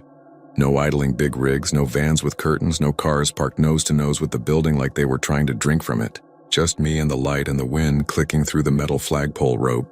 I sat for a second like I always do, letting the hands come back to life on the steering wheel, and I took a sip from the thermos that had cooled enough to taste like rain inside a can. I could smell that chalky smell of those bathrooms, the mix of stone and cleaner and old water, before I opened the door. The door of my car stuck a little. When I pushed it, it gave a small moan and then eased, and the air that came in carried that storm smell. Not strong, but enough to put dirt on my tongue. Somewhere far off, thunder rolled like someone dragging a table across a floor. I told myself I would be quick. I grabbed my purse and locked the car out of habit, and the beep sounded mean in all that quiet. My shoes made that little dusty scrape on the path, and I noticed the soda machine near the entrance had one light out, the top left where the lemon lime usually glows, and the rest were flickering in a gentle way, like someone breathing who was trying to pretend they were asleep. The door to the restroom is the heavy kind with a push bar, and it smelled like wet stone when I leaned on it. The place was clean but empty, quiet but for the hum and the occasional drip that seems to live in those buildings, no matter what the weather is doing outside.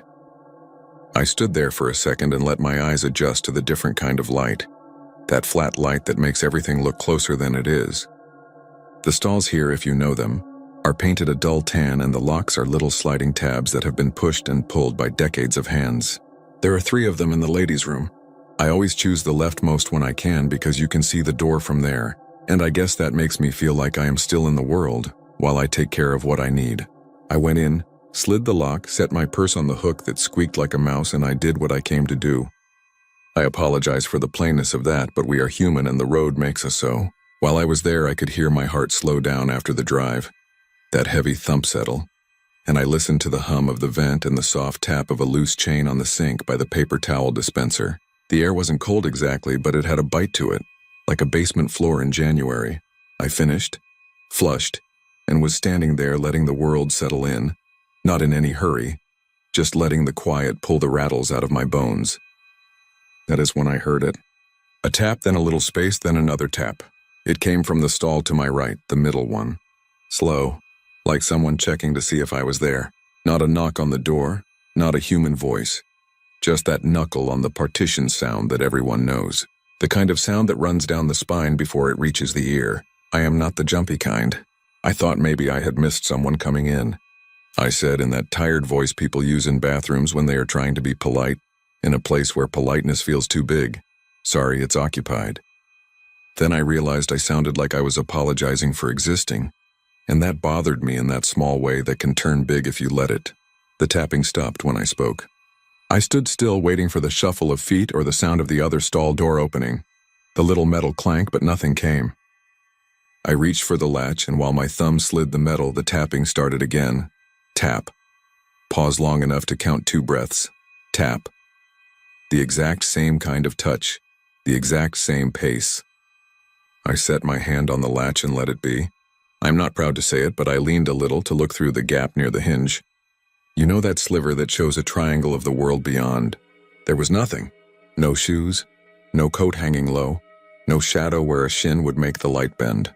Just the pale tile and the base of the partition and the emptiness of it. But that sound kept going. Tap, pause, tap.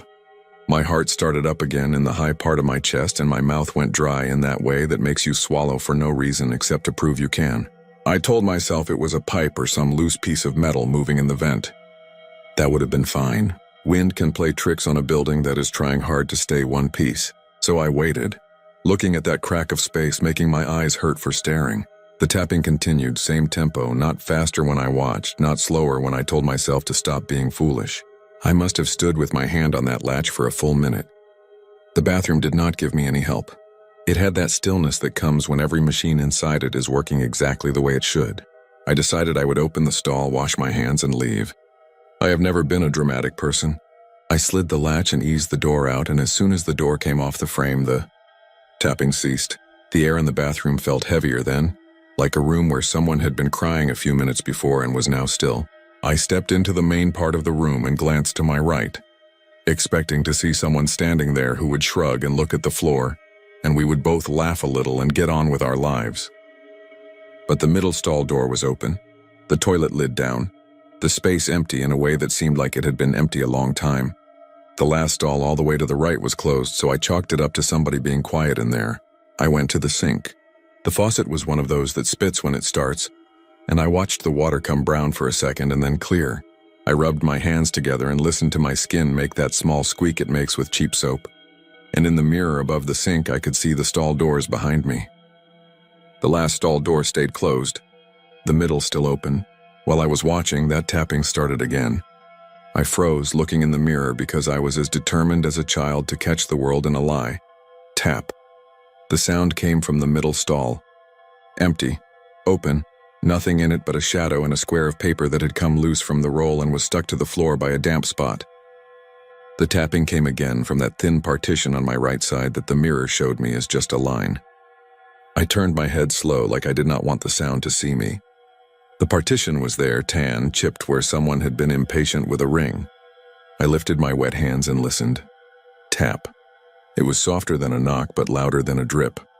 It sounded like a finger bone tapping a table, and to this day I want to say I am making that up, but it is what it sounded like. I dried my hands because that is what you do, but I did it without taking my eyes off the middle stall.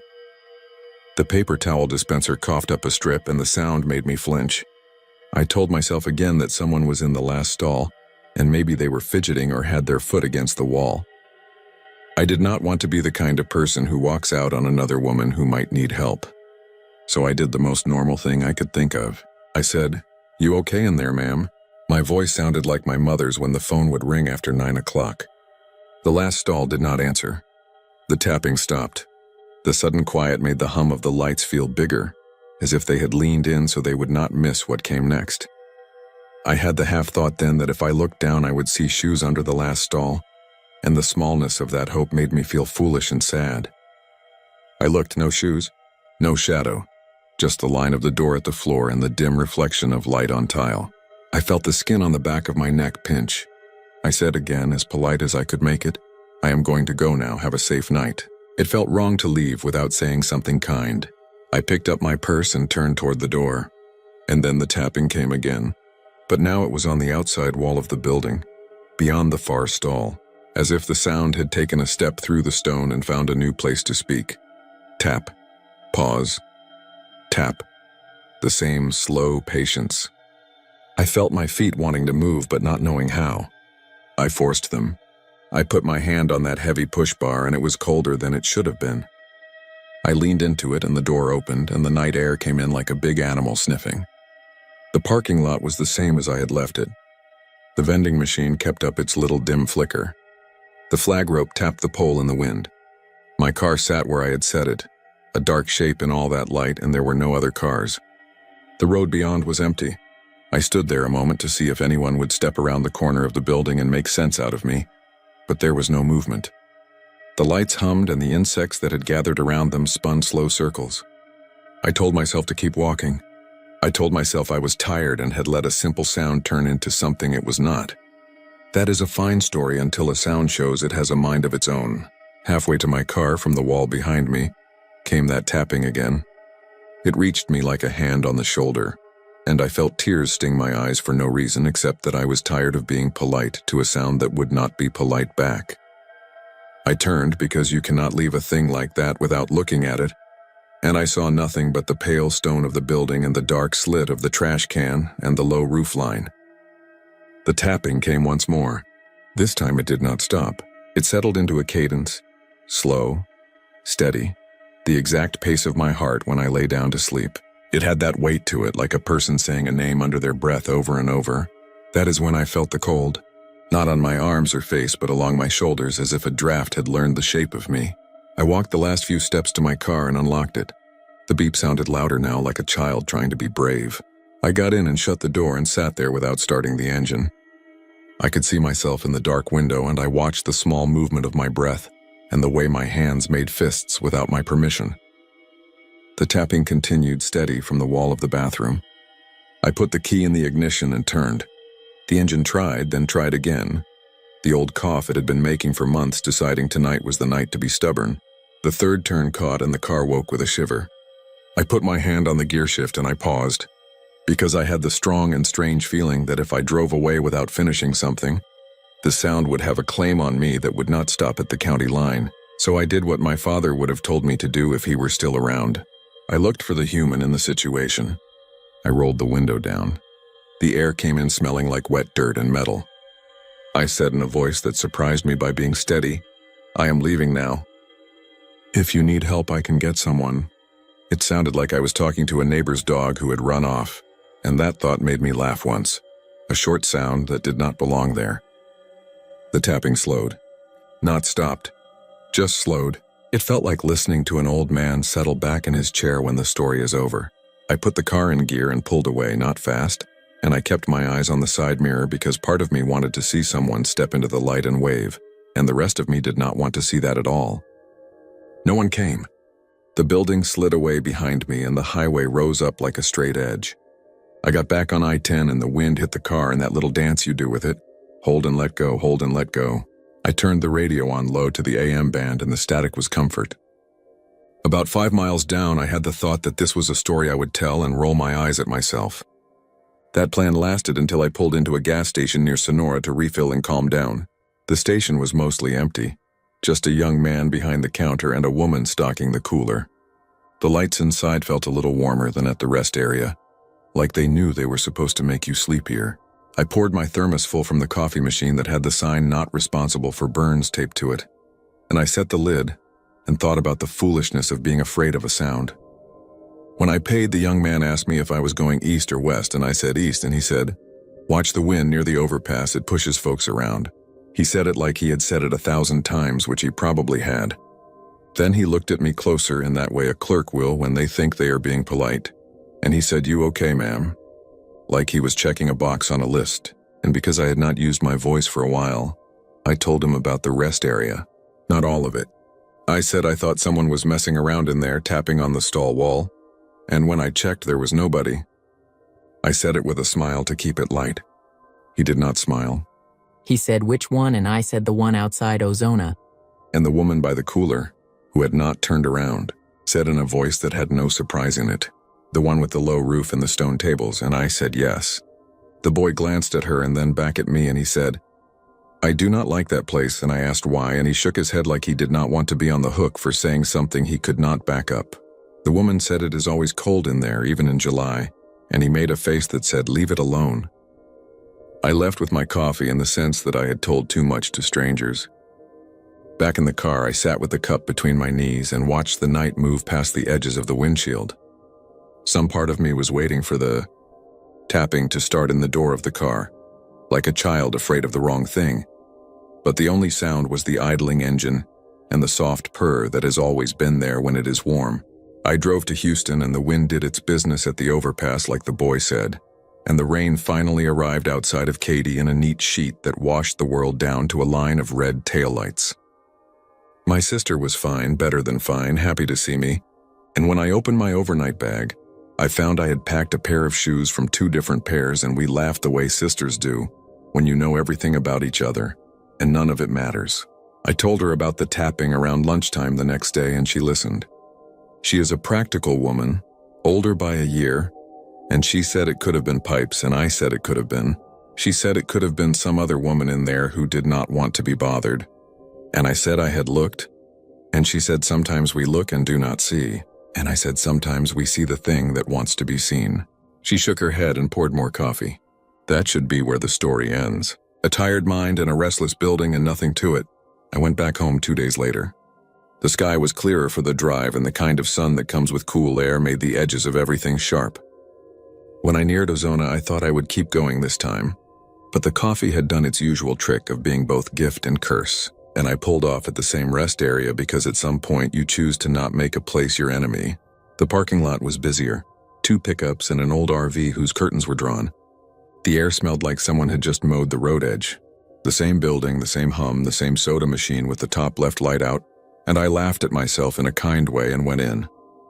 There were 2 women at the sink, a mother and a daughter by their look, and they were talking about a birthday cake. The daughter was maybe 16 with a braid that had had a long day. I went to the leftmost stall and did what I had come to do, and did not listen for anything but normal sounds. I found that I had been holding my breath without meaning to, and when I let it out I felt the tired of the last few days slip out with it. No tapping. No cold draft. I washed my hands, nodded to the women, and went back to my car. I sat there and looked at the building because in my head I had given it a place that maybe it did not deserve, and the sun made the stone look almost warm. I got back on the highway and told myself that memory is a long thing that pulls on you, and if you let it, it will yank your feet out from under you. That might have held if that had been the last of it. About a month later, I had to drive to Houston a second time. Nothing bad, just work that could not be done by phone. And I left San Saba late because the morning had been full. I told myself I would stop at Junction for a sandwich, and after that, no stops. Straight through if I could. The sky did that early winter trick of being dark before it was supposed to be dark, and the radio was in a mood where it gave me music in pieces that I had to fill in with humming. I will not turn this into a road report. I will say that when I reached the sign for Ozona, that same heaviness I had felt before put its hand on my shoulder. I did not need to stop. I had decided not to stop. I pulled off anyway. The parking lot was empty again. No trucks, no RV, just me and the lights and the humming and that same slow flag rope. It felt like a joke I was not in on. I parked in a different place, facing the opposite direction because that is what you do when you want to pretend a thing is new. I did not need the restroom, but I wanted to walk because I had that restless in my legs that you get after a long day. I left the car and let the door shut quiet. The night had that wet cold to it that sneaks up from the ground. I walked toward the picnic area with the stone tables, and I put my hand on one of them. It was damp like it had been raining without rain. There is a small historical marker up near the road, a sign in metal that talks about the geology, and I went to it so I could read the same sentence I had read 10 times before. It felt like homework. As I stood there, the sound began. Not the tapping this time. Not at first. It was the soft scrape of a shoe against concrete. The exact sound of someone turning their foot when they were not sure whether to leave. I turned slow, because I am stubborn, and I saw the bathroom door swing in as if someone had just gone inside. I stood there listening like a fool. The scrape came again. Then the tapping. Not the patient 2 taps like before. 1 tap, longer pause. 1 tap. It came from inside the building, from the ladies' room, but the door was closed. I told myself that meant there was a person, because doors do not swing on their own in a building made of stone on a still night. I did not go in. I did not run away either. I stood there and let the sound be what it wanted to be. After a handful of taps, something changed. It found that old pace again, that slow heart pace, and it settled there. I realized in a way I had not before that it had been moving around the whole time. From my stall to the wall to the outside to inside again. Not like a person moving, but like a thought moving. Like grief in a house that you try to walk around and cannot. I whispered a thing, then I have never told anyone because it sounds strange. I said I am sorry. Not sorry for coming, not sorry for existing in its space. Just sorry. Like I would say to a person who had waited too long alone. The tapping stopped. I felt the air get warmer by a fraction. Then the flag rope smacked hard against the pole as if the wind had remembered itself. I backed to the car without turning fully, the way you do when you do not want to show your back to a dog you're not sure of, and I got in and locked the door, and I left. I did not stop in Sonora. I did not mention it in Houston. I told myself it was nonsense. But I started to notice small things after that. The back of my left hand would prickle when I passed a certain mile marker. The AM radio would fade for a breath like someone lowering their voice when I drove near that exit. And sometimes when the house was still and the porch light was buzzing, and I had left the screen door open to hear the night sound, I would hear a soft tap once on the side of the kitchen counter. Not the ice maker, not the cattail against the cabinet, just the one sound. And then a pause so long that I would tell myself I had made it up. I took to keeping the thermos closer than I needed to, like a talisman. And when I would drink from it at night, I could smell again the wet stone of that bathroom and see the paper square stuck to the tile with a damp spot holding it down. I started asking folks about that rest area without asking them directly. If I was in a shop and someone mentioned Ozona, I would say, "You ever stop at the rest area out there?" And some would nod and say, "Best place to stretch." And some would shrug and change the subject. That is normal. People have their own business. One afternoon at the feed store, a man said he had heard of an old ranch hand who had lain down on a bench there one summer and not woken up. And a woman said that was a different rest stop, and they had a small argument about it that made me feel unkind for bringing that place into their day. I never found a story that fit the sound. I never found a reason. There is a kind of story folks like, with a clean beginning and a lesson in the middle and an end that lets you sleep. This is not that. I will tell you what I have, and then you can set it where you want in your mind. About a year after that first night, I drove west with my son. He had come home for a visit and needed to get back to school, and I was taking him as far as Midland so I could see him longer. It was one of those high sky days that makes you think the earth could lift up if it wanted. We talked the way you do when you know the clock is running. We left late from lunch and hit the rest area at Ozona when the sun was low and making everything that pale gold that hurts if you let it. He said he needed the restroom, and I said me too. I did not tell him anything because I did not want to put a shadow in his day. We parked. There were 2 other cars and a pickup. The air smelled like cedar shavings. We went in together, the way a mother and her grown boy do without saying it. Then he split off to his side and I went to mine. Inside the ladies' room, a woman my age was washing her hands and a little girl was singing something under her breath in a stall. A normal scene, the kind that makes your shoulders drop. I went to the leftmost again without thinking, and as soon as the latch clicked, the tapping came. It was so soft I thought it was the girl's shoe, but the rhythm was the old one. It found me like it had my name. I stood there not moving and I felt tears come up like heat. The girl's singing stopped. The woman said, "You ready, honey?" And the stall opened and little feet came out and the door swung and they left with that little rush some people make when they are eager to get back to the road. The door closed. I was alone. The tapping grew clearer, like distance had been taken away. It came from the partition to my right. I wanted to say I know, but I kept quiet because what would a sound want with my voice? The tapping did not ask me anything. It did not speed up or slow down. It just was, the way some stones are. I went still in a way that felt familiar, like a prayer you learned as a child and had not said in years. While I was still, the light in the bathroom flickered once, just a blink, and when it came back, the cold that gathers in corners on winter mornings was in that room. The air puffed from my nose in a small cloud, and I watched it like a fool. The tapping went on. I had the strangest thought that it was not calling me, or warning me, or trying to get my attention. It was remembering itself. It had been doing that, maybe every day, maybe only when someone could be soft enough to hear it, and I had walked in on it and made it mine. That felt like a small sin. I finished what I had to do and I waited until the tapping found a natural stop, like a sentence that runs out of words. When it did, I said thank you. I opened the stall and washed my hands. The mirror showed me my face in the part of the stall behind me, and for a breath the mirror looked taller than it was, as if the room had been stretched and I was inside the stretch. Then it was normal again. I left. In the bright outside, my son was at the soda machine and the lemon-lime light was out still. He looked up and smiled like he had not been made to hold anything heavy yet, and I felt that relief that is like a soft blow. We got back in the car and drove, and I did not tell him anything until we were past the place where the land starts to lift. When I told him, I made it a small story. He looked at me the way young men look at their mothers when they are trying to be both kind and wise. He said maybe a pipe, and I said maybe. He said maybe you were tired that first night, and I said I am tired a lot, and he laughed, and I laughed, and we turned the radio up. What I do not tell him, and what I am telling you, is the thing I have learned in the quiet since. Sometimes at night when the wind is low and the porch light hums and the dog down the road gives that one bark he gives when he is talking to his own worries, I can hear that tapping. Not often. Not always, just sometimes. It does not care where I am. I hear it once off the kitchen counter or the hallway wall or the hood of my car when I walk past it in the carport. It does not try to frighten me.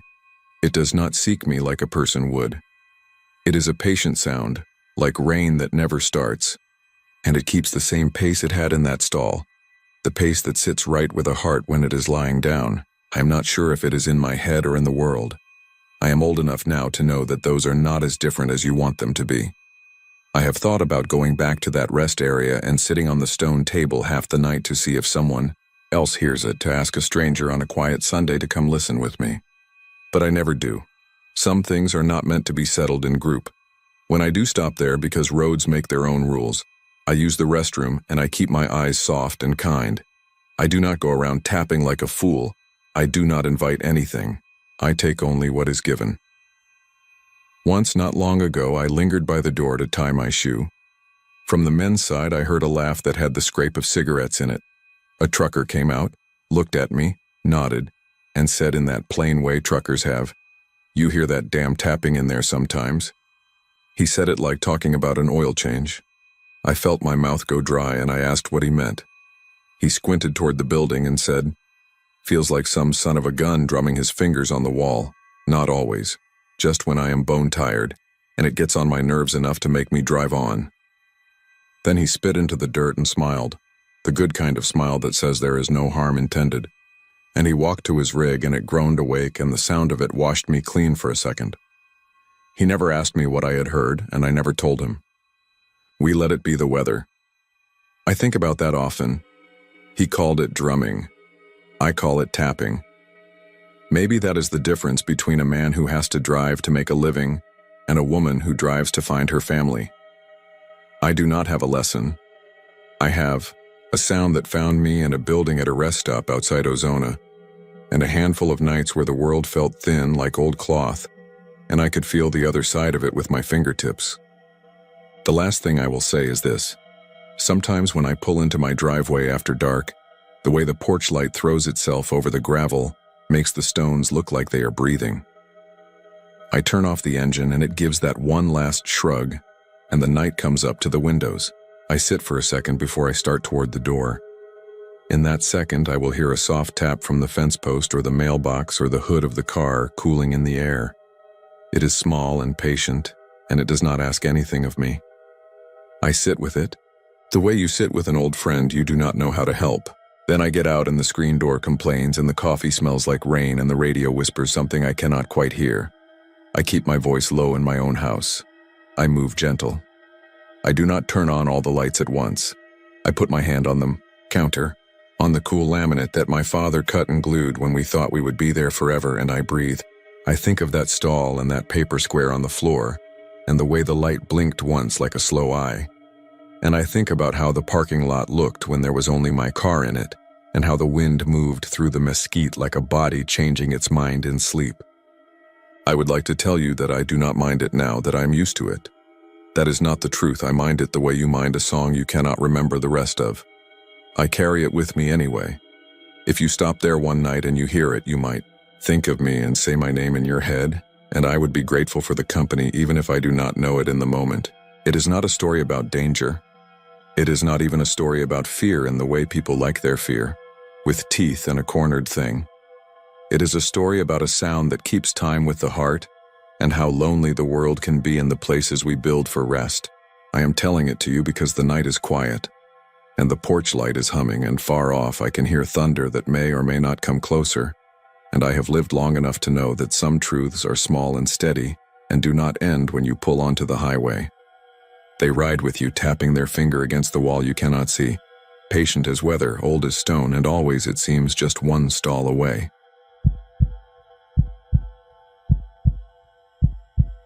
My name is Alan Ruiz, and I'm from Van Horn, Texas.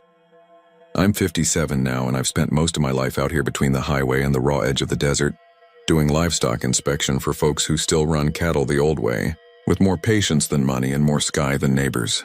Nights like this, when the porch light hums and the wind comes off the flats carrying dust and the faint smell of creosote from the posts, I sit with my thermos in the cheap lawn chair that leans to one side, and I can hear the cicadas settle down between the mesquite and the far-off rattle of an 18-wheeler rolling through town toward El Paso. There's a slow AM station that I like when the baseball's on, but mostly it fades in and out, like the sound is slipping under the door and back out again, and the announcer turns to a whisper when the hill between here and the tower gets in the way. I grew up with that sound. I know how an old engine will try twice before it lights, and I know how a screen door will answer your hand with that kind of tired spring that sings a little at the end. My boots are always dusty even when it rains because out here the clay takes its time settling down into anything you'd want to call mud. Folks in bigger places talk about seasons. We talk about wind and not wind, and whether the tanks are holding, and how the cattle are wearing their brands, and whether the calves look like they'll take to the creep feed, and if the gate by the back pasture still fits its hinge. I didn't mean to tell a story tonight, not the one that needs telling. It's one of those things I'd rather lay back under and let it pass, like a cloud big enough to throw its shade over the county road. But I can feel the night working on me. The coffee's gone sweet and thin. The thunder's walking along the far mountains without meaning it. Maybe you've got the patience to hear it right. Maybe you've seen a night like the one I'm going to talk about, or lived beside one without knowing the name for it. I was called out to a ranch 1.5 miles off the interstate south and a touch west of town, where the ground goes flat and gray and then rises up rough with rocks that never moved for anyone. The family that held that place had been there longer than my job title, and I knew their gates and their dogs and where the windmill throws a shadow at 5 p.m. in August. They're the kind that keep a neat pantry and a loose schedule, that can look at a cow from the driver's seat and tell you 3 things wrong and 1 thing right in the time it takes to spit. What they had was simple and not simple at the same time. Their back pasture gate kept being found open in the morning. Not blown open, not torn out, not halfway sagging. Open like a person had walked up and swung it back, laid the chain polite over the top wire, and let it rest in a way that wouldn't bang against the post if the wind kicked up. No tire tracks to it, no prints, no scuffled dirt that would tell on a person or an animal.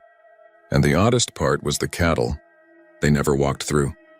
You know how cattle are with an open gate. They'll find it. They'll make a single file like Sunday church when the shade on the other side looks better. These didn't. They'd graze right up to the opening and set their feet and turn their heads away like the light from a welding torch caught them wrong. That was a thing I couldn't square with the world I knew. They asked me to look because I know the way hands from other outfits sneak in to cut a corner. And I know how a rustler will use a gate like a quiet word in the wrong ear. I went out the first afternoon with my clipboard I never write on, and the old Nikon I keep meaning to fix a strap for. There was heat lying down in the grass like a dog. You could see the shimmer coming off the hood of my truck where the paint's gone dull and the antenna shakes at idle. I checked the hinges in the chain and the post. The post was an old cedar set in caliche that had gone hard as bone. The chain was the kind you buy from the feed store by the foot, zinc plated and rough where someone's hand had held it over years. The loop was a simple twist you could do blindfolded. I stood there and swung the gate a couple times to see the way it wanted to move. Every gate has its way. It will tell you how it was hung, how the ground sits, where the balance lies. This one swung clean, no drag, no catching. When I let it rest closed, the chain line fell easy and sure. I walked the fence in each direction. The wind scuffed my hat brim and the sun got that late September slant it gets after it's done its worst, but still carries the memory in its hand. I found nothing. No hair on the barb. No scoured spot where something heavy had pushed under. No sign of tools or boots. That night I stayed. The owner, a quiet man named AJ, said I could set up on the east side by the old tank with the cracked float, where the cattle like to come in the evening. I told him I'd rather be by the gate. He looked like he wanted to argue, and then he didn't. He pointed out the best route so I wouldn't rut up his lower road, and we shook hands. His hand was calloused in the places the rope finds you. I drove my truck down in low, the engine coughing once and then leveling out like it was clearing its throat. The radio gave me a preacher out of Odessa and then static and then a Mexican ballad I couldn't make out. And then nothing. I turned it off. Silence out here isn't a clean thing. It's full of the small work of insects and the distant bark of a dog that found a coyote to bother, and the electricity of the pasture light humming without thinking about it. I had a folding chair and the thermos and a little notebook in case I needed to write times. Gates don't open themselves. That's what I kept telling my head when my back got stiff and my mind wandered to the motel sign in town, with the one letter that flickers because they never get around to fixing it. The first night nothing happened. The moon came up late and yellow, and somewhere toward midnight the smell of rain walked past without stopping, and a few fat drops hit the dust and made it smell like glass had been washed. I dozed and woke shamefaced and checked my watch and stood up to stretch, and the gate was where I left it. The cattle had come up at dusk as usual and then stood a good ways away from that corner, facing it but not moving, then drifted off as the temperature dropped. In the morning, AJ came with coffee in a travel cup, and we looked at the chain and nodded like two men who want something to be ordinary. I told him I'd be back the second night and the third if I had to. The second night the air felt different, like the sky wanted to be closer to the ground and had taken a half step in. That's a thing you learn to feel when you spend years sitting on tailgates checking ear tags. I left the truck a little farther off and walked the last 100 yards. The ground there is a mix of sand and rock and a kind of powder that gets into your cuffs. I decided to try a trick I picked up from an old border inspector just to see. I dusted a fine circle of flour around the post. Not neat, not obvious, just a ghost line in the dirt that would whisper if anything stepped close. I took a length of baling twine out of my pocket and tied it light to the chain so that if the chain swung quick, it would tug a tiny bell I sometimes keep in the glove box for nothing better than to have a bell. It was nothing fancy. I settled again, and the radio gave me a weather report that promised a chance of thunder without much promise. Around 10 the wind died. The insects lowered their voices. That's the best way I can say it. They didn't stop. They just decided to speak under their breath.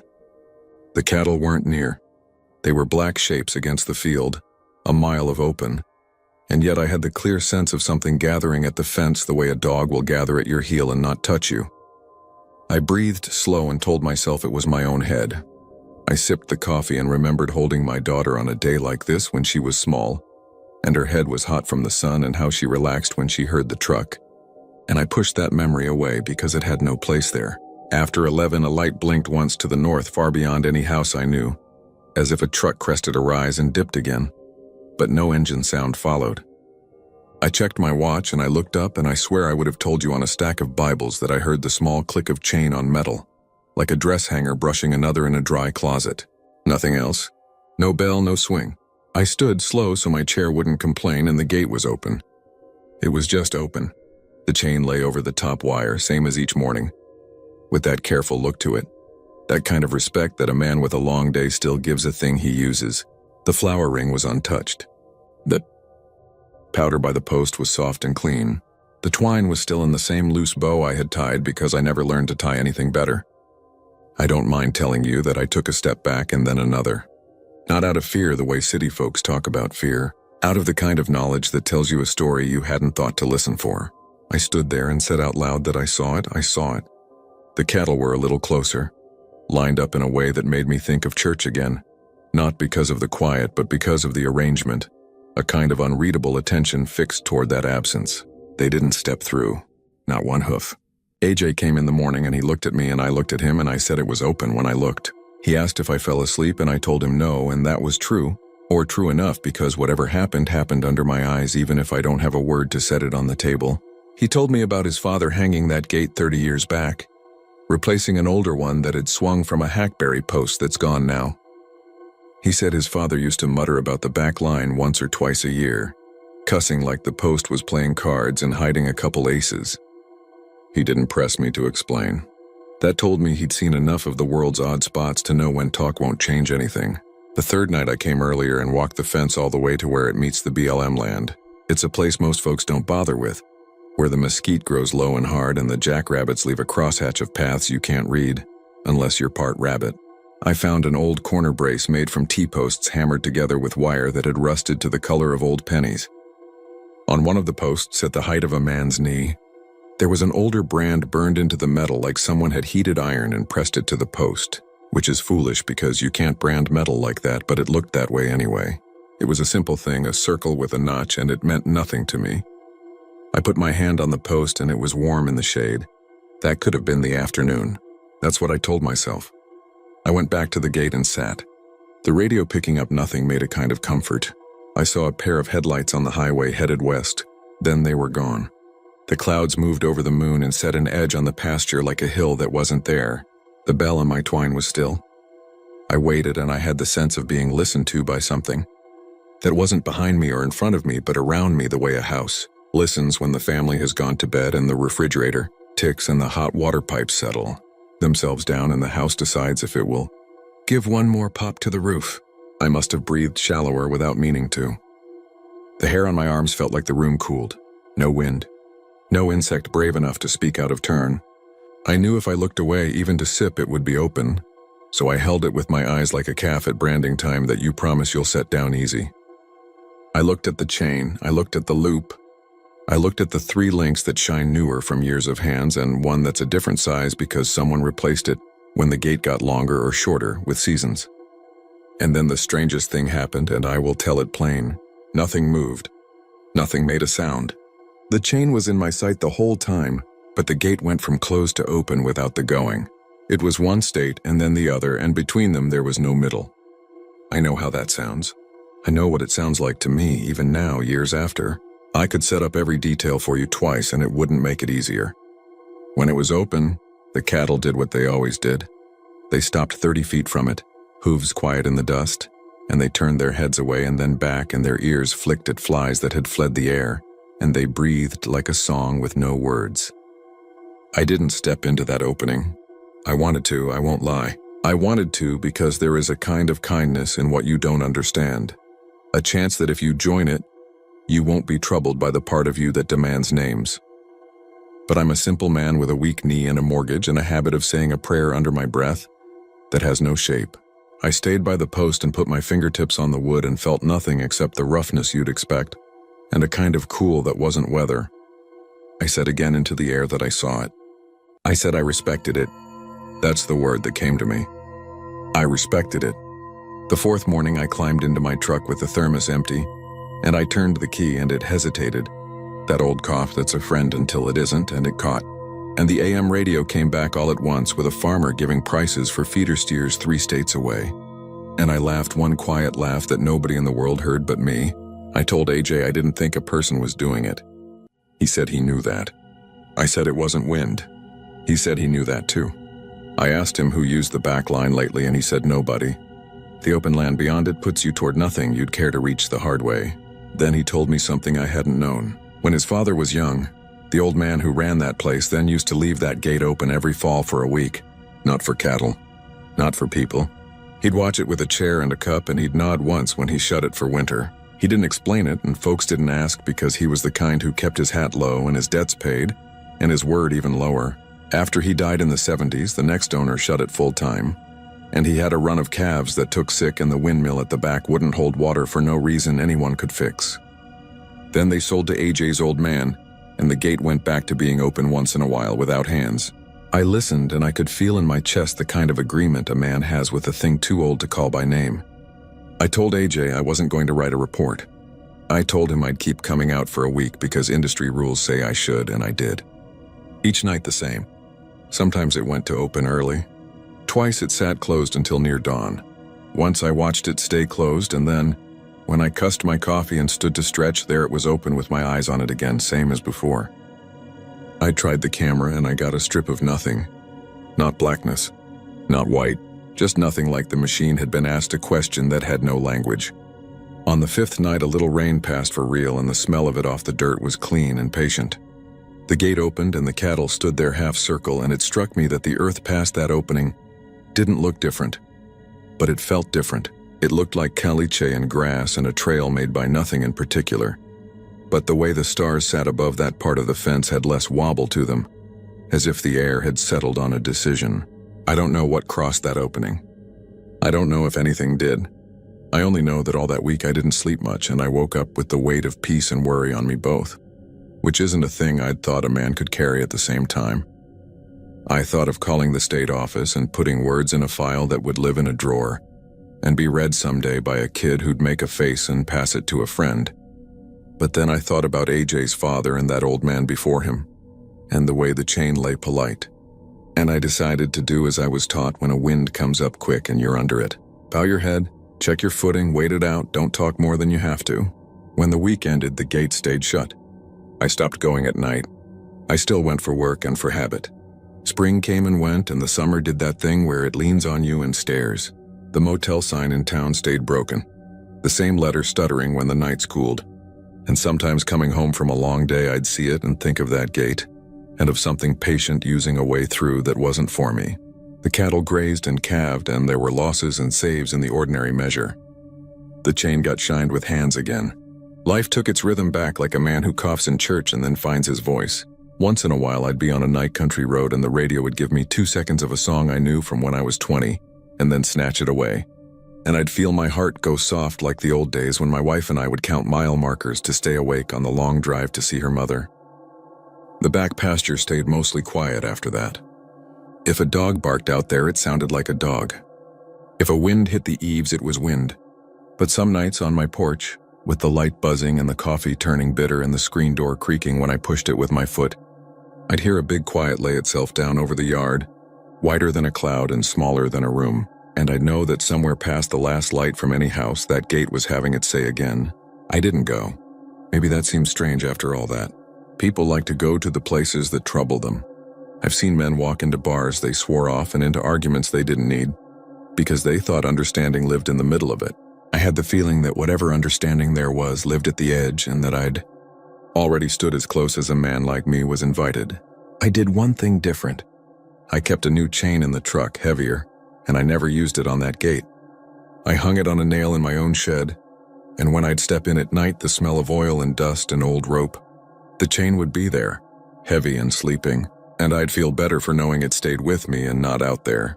I can tell you there was no harm in it, not that year or the next. Nobody went missing. No disasters or stories you could print. The only market left on my days was a kind of steady place inside me that had a space in it, shaped like that opening. It's nothing I can show you. It's like when you stand where a creek used to run and the grass remembers the bend even when your eyes don't know it.